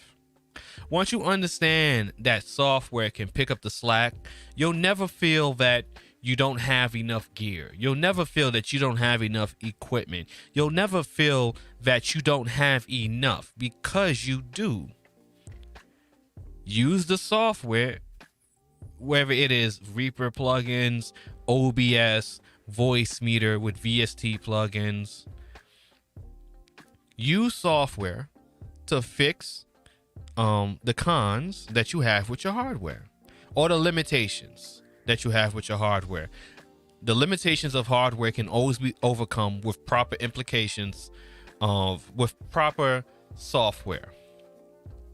BG says, I shoot case videos with an iPhone 12 Pro Max. When I shoot A-roll, I use the M50. Look at that. And you know what too? Again, like, BG is a perfect example. I appreciate you for sharing that, because anything shot on my desk with an iPhone, with a phone. Anything on my desk is shot with a phone. Look at that. And we were just talking about using your phone earlier in the stream to make content. We were just talking about that. BG Tech Life uses his phone. BG Tech Life uses his M50 for secondary shots. So he uses his phone to complement his camera. He doesn't use another whole camera to complement his phone, to complement his camera. He uses the camera that he has, which is your cell phone, which is a powerful camera, which can shoot 4K 60 that your camera can't. Most cameras can shoot 4K 30, not 60. If a camera can shoot 4K 60, you're paying a shit ton of money for it to do that. And that's the beauty of understanding and utilizing everything that you have at your disposal to make your content. Because it's not always simply buying all of the expensive gear, right? It's not always buying all of the most expensive gear to complement. Oh, I got an A-roll. I need a ZV-1, an A6400. You don't need that. If you have a camera, you have a 12 Pro Max, a Note 21 Ultra, S21 Ultra, a Pixel, you're good to go. You have what you need. You just need to create. Don't think that you need to buy more to compensate with what you have.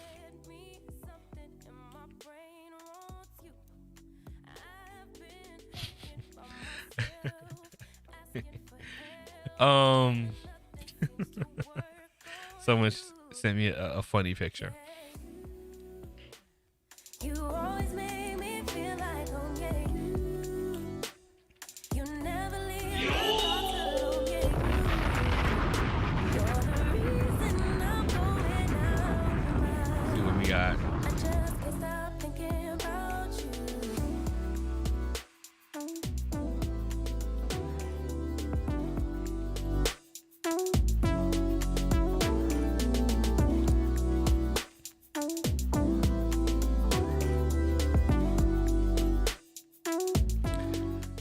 And BG dropped some fire in the chat room, bro. You just dropped some fire. Shots fired! Shots fired! BG said some people spend mad money. Bro, what? Spend bread on cameras and can't get the best quality out of them, BG. Shots fired! Shots fired! take it easy on them, player. You gotta chill with that Baltimore energy. You heard me? But those are big facts, man. These are big facts that BG just put in the chat room, right? Because then you have the people that spend the thousands upon thousands of dollars on the camera, and still the camera quality looks like shit. It doesn't look like what the camera's supposed to output, and that's not on the camera, that's on them. That's what BG is explaining. What BG said is what happens, right?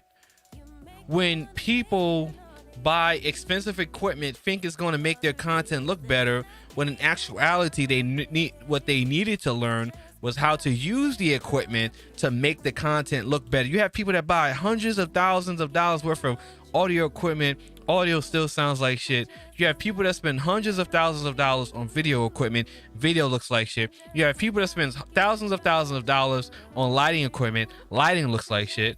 You have people spend thousands of dollars on the computers, and the production and the output looks like shit. You have people who spend hundreds upon hundreds and thousands upon thousands of dollars to edit videos, and the videos don't even look like they did any editing at all. That is not because of the equipment. That is because of the creator not learning how to use the equipment to its maximum ability.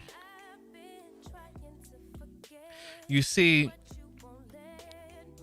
buying equipment doesn't automatically mean your content's going to look better if you don't know how to use the equipment. If you don't know how to use the expensive camera, if you don't know how to use the expensive mic, if you don't know how to use the expensive computer, the expensive light, the expensive podcasting equipment, the expensive mixer, the expensive audio interface, or the expensive phone, your content is going to look the same, not because of the equipment, but it's because of you. When it's time to say, yeah, I have been using my iPhone 12 Pro Max to shoot a few live streams. Yes, like you can use your 12 Pro Max to shoot your live streams. I'm going to master my M50 before I buy another camera. Big facts. Big facts, man.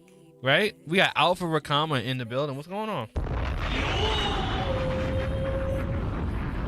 What's going on, Alpha? What's going on? Master that M50 before you get another camera. Don't be like, oh, I got the Canon, I'm going to Canon R5. Don't do that, man.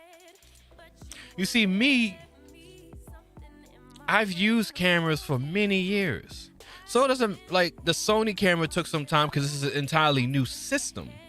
But I'm not new to cameras, so I can get a new camera and use it. I can get a Canon 5D Mark IV and use it because I've used cameras since I was in junior high school.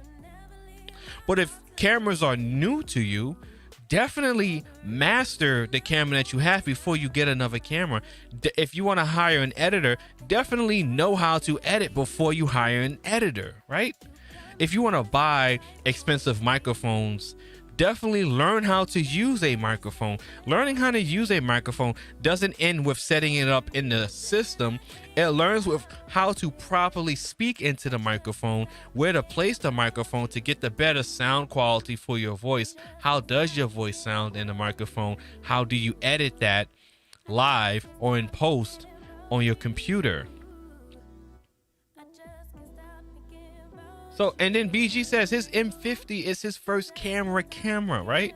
So for a person like BG, right? Like when you get an M50, that's an entire. Let me just show you, man. Let me show you where I'm coming from, right? Let me show you where I'm coming from. And I just got this sitting in my cabinet, right? Just sitting there chilling. So this is my secondary right here. Okay. So you see where I'm coming from? See if I can get that in there. Okay.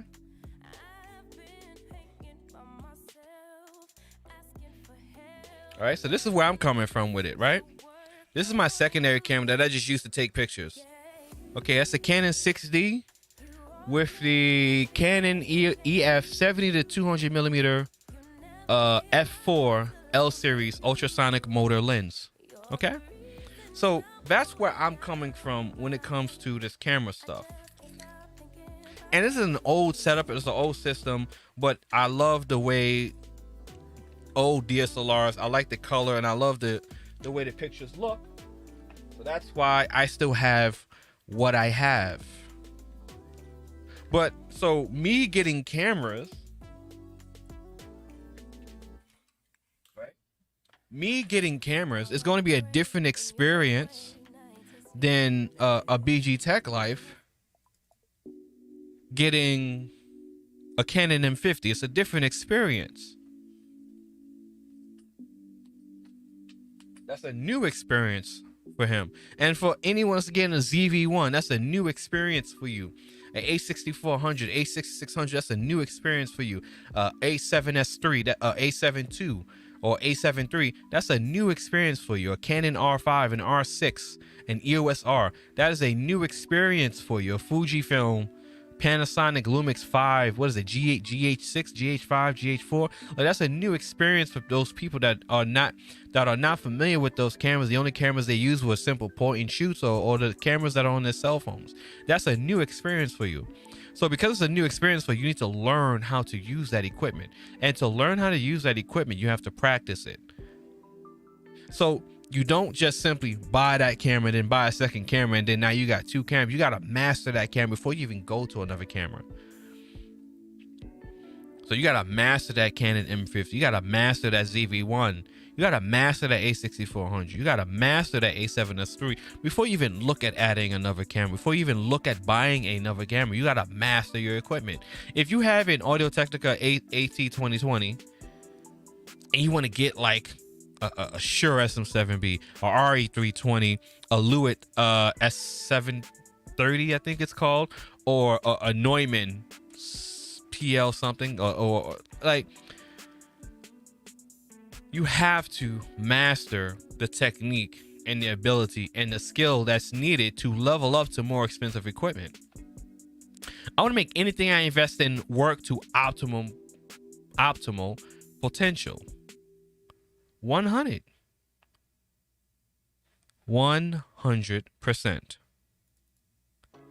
And that should be the mindset that a lot of people have. And the problem is that so many people, that so many people get caught up in the Joneses. They get caught up in the glitz. They get caught up watching content with all the expensive cameras. They get caught up looking at the B-roll. They get caught up looking at the bokeh, thinking they need to buy all the most expensive cameras, all the most expensive equipment in the world.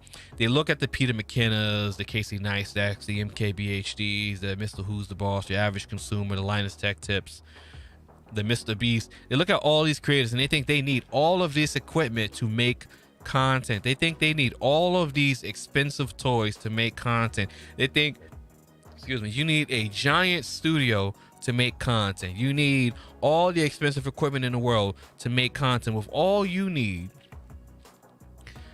is proper skill, technique, and if you have creativity, that's a plus to make your content. The expensive lights is a plus. The expensive mixer is a plus. The expensive camera is a plus. The expensive computer is a plus. But you still need to have technique, skill, and ability to make the content. The gear just facilitates the quality. And it should improve the quality if you know how to use the gear. But if you don't know how to use the gear,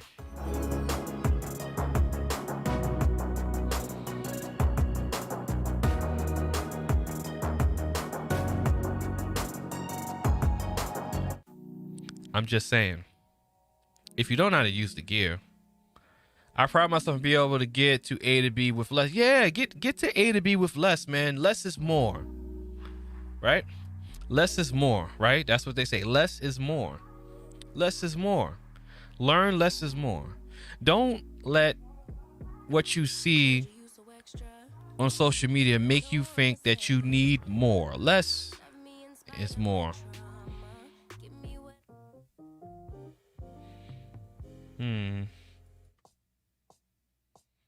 Less is more.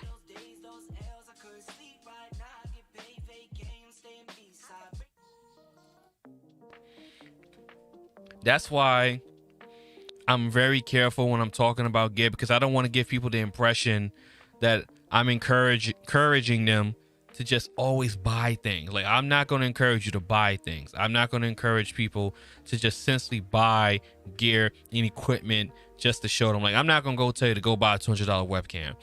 Like, I'm not going to tell you to go buy a $150 mixer that's not going to solve any of the issues that you may have when it comes to your live streaming podcasting stuff. I'm not going to tell you to buy an expensive mic because I see everyone else buying an expensive mic and I'm going to tell you to do that. I'm not going to tell you that. I'm going to tell you what you need to know based on my professional, semi-professional experience with industry professionals in the audio and video department. Working on documentaries, movie sets, live production recordings of professional events, birthdays, weddings, performances, seminars, speeches. I'm going to tell you the information that matters, not the information that would get clicks or more views, maybe, if that's ever a thing for my channel. It's nice to have, but just make sure you know what to do with it. Absolutely. Make sure you know what to do with what you have. Make sure you know what to do with what you have. That's the biggest takeaway.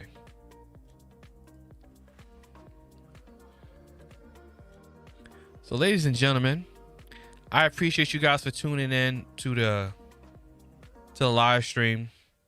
Tech and Chill USB mics are legit for most creators.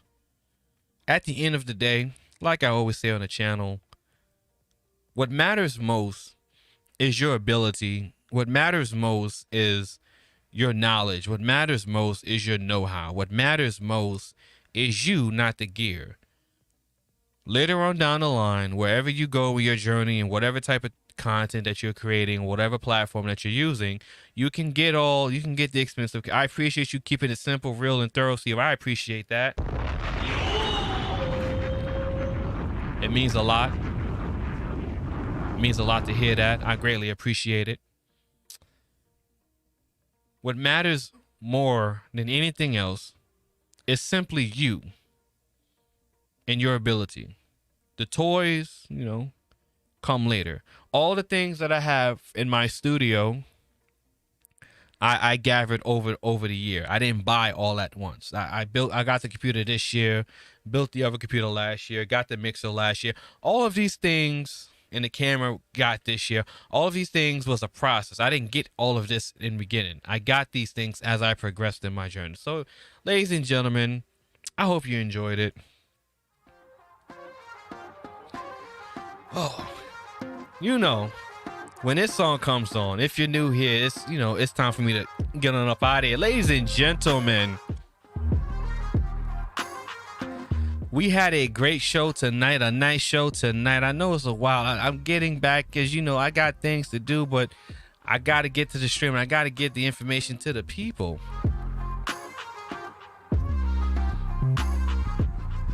Shout out to the people that joined me in the chat room. BG Tech Life, Raining Woman, 8 Winners Timeless, Perspective Game, Real Brother 32, Alpha, everybody. Nick, we got Nick, DJ LaFave showed up in the building. We got everybody that showed up in the chat room. I greatly appreciate it. You don't know how much it means when you show up to the chat room. Until next time, loosen up in the shoulder, baby. Thank you. Goodbye. Good night.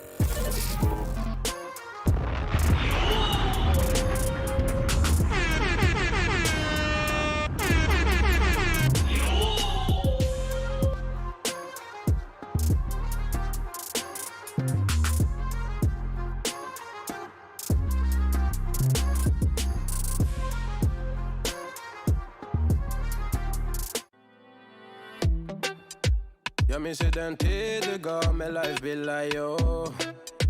Nu vill jag kunna ge tillbaka allt jag inte kunnat ge förut. Det finns ingen annan där som kan stå här by my side, oh why. Sättet du rör på det får mig att dö för det, baby. För de här yardis, de vill ju bara dra ner oss. Men du är fett och vanlig, och det jag lägger all min tid på. Jag vill ha dig, du får mig känna safety. Ni kan nog leda baby, och jag kommer aldrig ändra mig. Aldrig, aldrig, aldrig. Kommer aldrig känna så här för någon annan än dig. Aldrig, aldrig, aldrig. Kommer aldrig känna så här för någon annan än dig. Varje gång jag bak på dig, jag tänker åh vilket kap jag har gjort.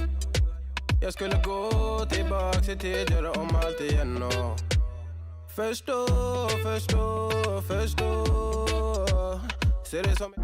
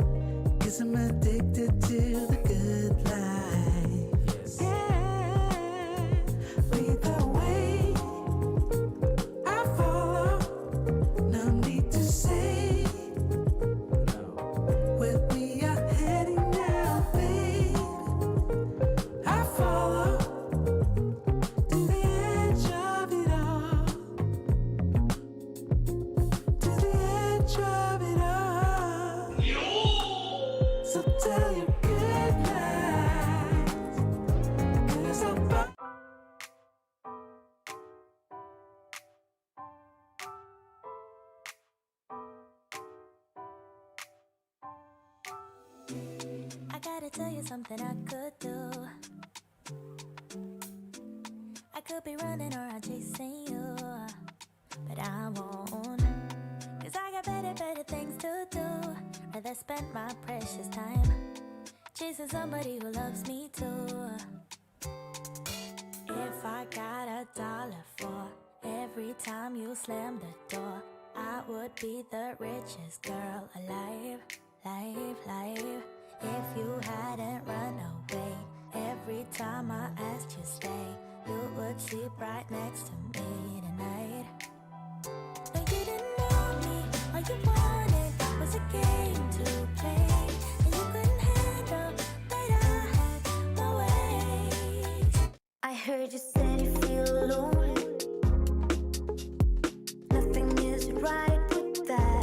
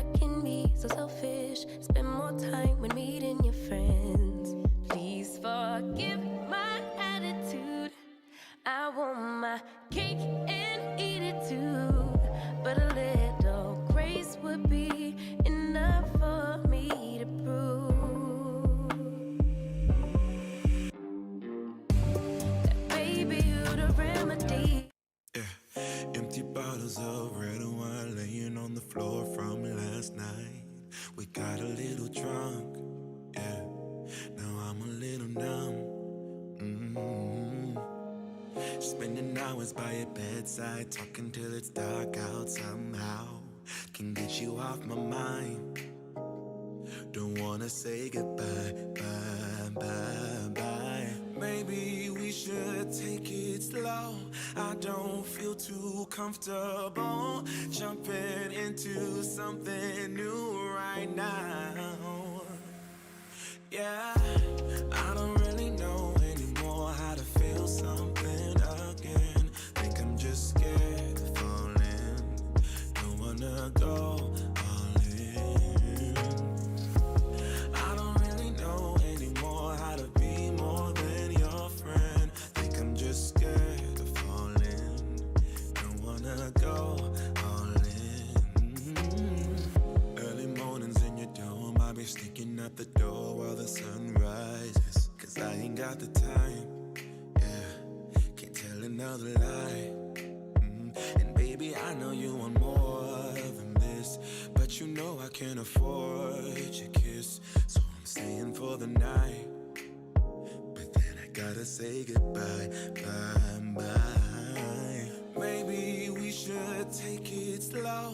I don't feel too comfortable jumping into something new right now. I don't really know anymore how to feel something again. Think I'm just scared of falling. Don't wanna go all in. I don't really know anymore how to be more than your friend. Think I'm just scared of falling. Don't wanna go all in. Yeah. Oh baby, I don't know. I think I'm scared of falling, and I really don't know how to feel again. Yeah, I don't really know anymore how to feel something again. Think I'm just scared of falling. Don't wanna go all in. I don't really know anymore how to be more than your friend. Think I'm just scared of falling. Don't wanna go all in. Yeah, yeah. I think I'm scared of falling.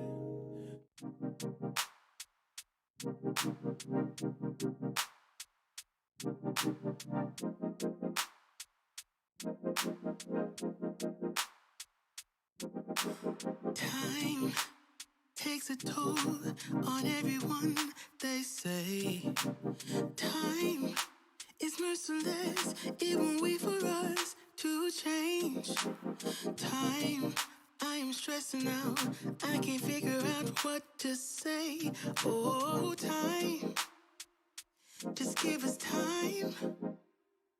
Time, looking back on pictures, and I find it hard to see you and myself in places where we used to be. Oh, time, we got older, babe, and I wanna stay with you. Don't got time for games. Now what you wanna do? Tell me now if you will go with me all the way. Every night, every day, promise we'll never change. Are you gonna love me? Love me with my flaws and all. Will we be enough, babe? Promise me we'll never fall. Time took a toll on us, I'll say. Time is merciless, it won't wait for you to change. Oh, time, we got older, babe, yeah, but I wanna stay with you, and don't got time for games. Now what you wanna do? Tell me now if you will go with me all the way. Every night, every day, promise we'll never change. Tell me now if you will go with me all the way. Hey, hey, every night, every day, promise we'll never change. So are you gonna love me? Love me with my flaws and all. Will we be enough, baby? Promise me we'll never fall. I don't have to party to have fun, you see. I got different hobbies, and that's all I need. Some say life is boring, but I disagree. I wake up and live my dream. Someday soon, I'm gonna make it.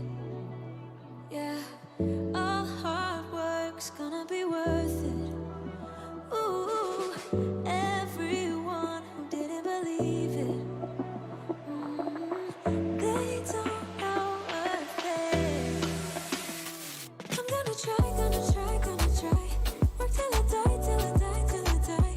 I'm gonna fail and get up, 'cause I'm not giving up on my dream. I'm gonna cry, gonna cry, gonna cry. Chasing the highs, yeah, the highs, yeah, the highs. I'm gonna fail and get up, 'cause I'm not giving up on my dream. I'm not into drinking, that's just wasting time.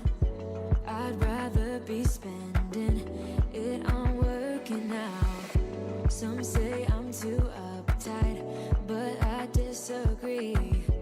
I wake up and live my dream. Someday soon, I'm gonna make it. Yeah, all hard work's gonna be worth it. Ooh, everyone who didn't believe it, they don't know a thing. I'm gonna try, gonna try, gonna try. Work till I die, till I die, till I die. I'm gonna fail and get up, 'cause I'm not giving up on my dream. I'm gonna cry, gonna cry, gonna cry. Chasing the highs, yeah, the highs, yeah, the highs. I'm gonna fail and get up, 'cause I'm not giving up on my dream. Dream, dream, dream. Dream, dream. Dream, dream, dream. I can still remember the first time that we kissed, feeling light as a feather. I always wanna feel like this, but at some point we messed up, right, sugar? And when we fight, no one wants to stop. And as time goes by, I wonder, can we reverse the fall? Can we go back to that place? 'Cause I never wanted you to leave.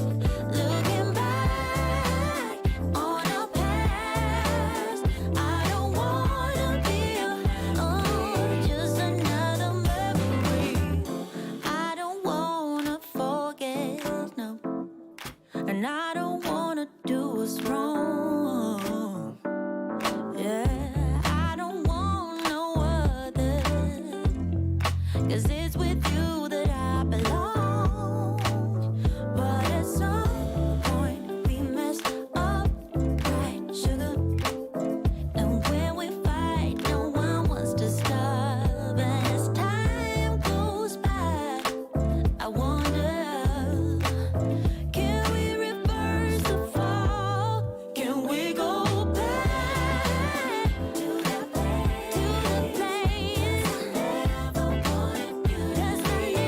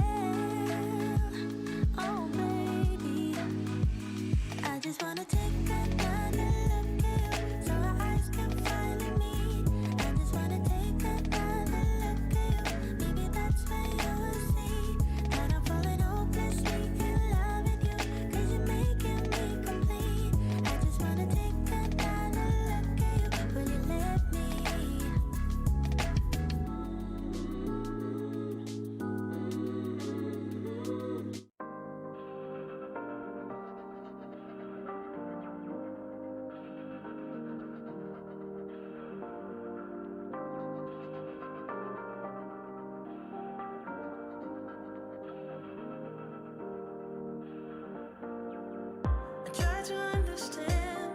I tried to hold your hand, but I don't think I came through. It's just a state of mind. This love is so unkind. But what am I supposed to do? I'm trapped in your web. I should have stayed in bed. 'Cause you don't know you got me. I've looked from every angle. It's getting hard to handle. But don't you say you're sorry, 'cause I like the way you do it, baby. But let's be honest about it. There's a way around it. I like the way you do it, baby. But let's be honest about it. There's a way around it. I like the way you.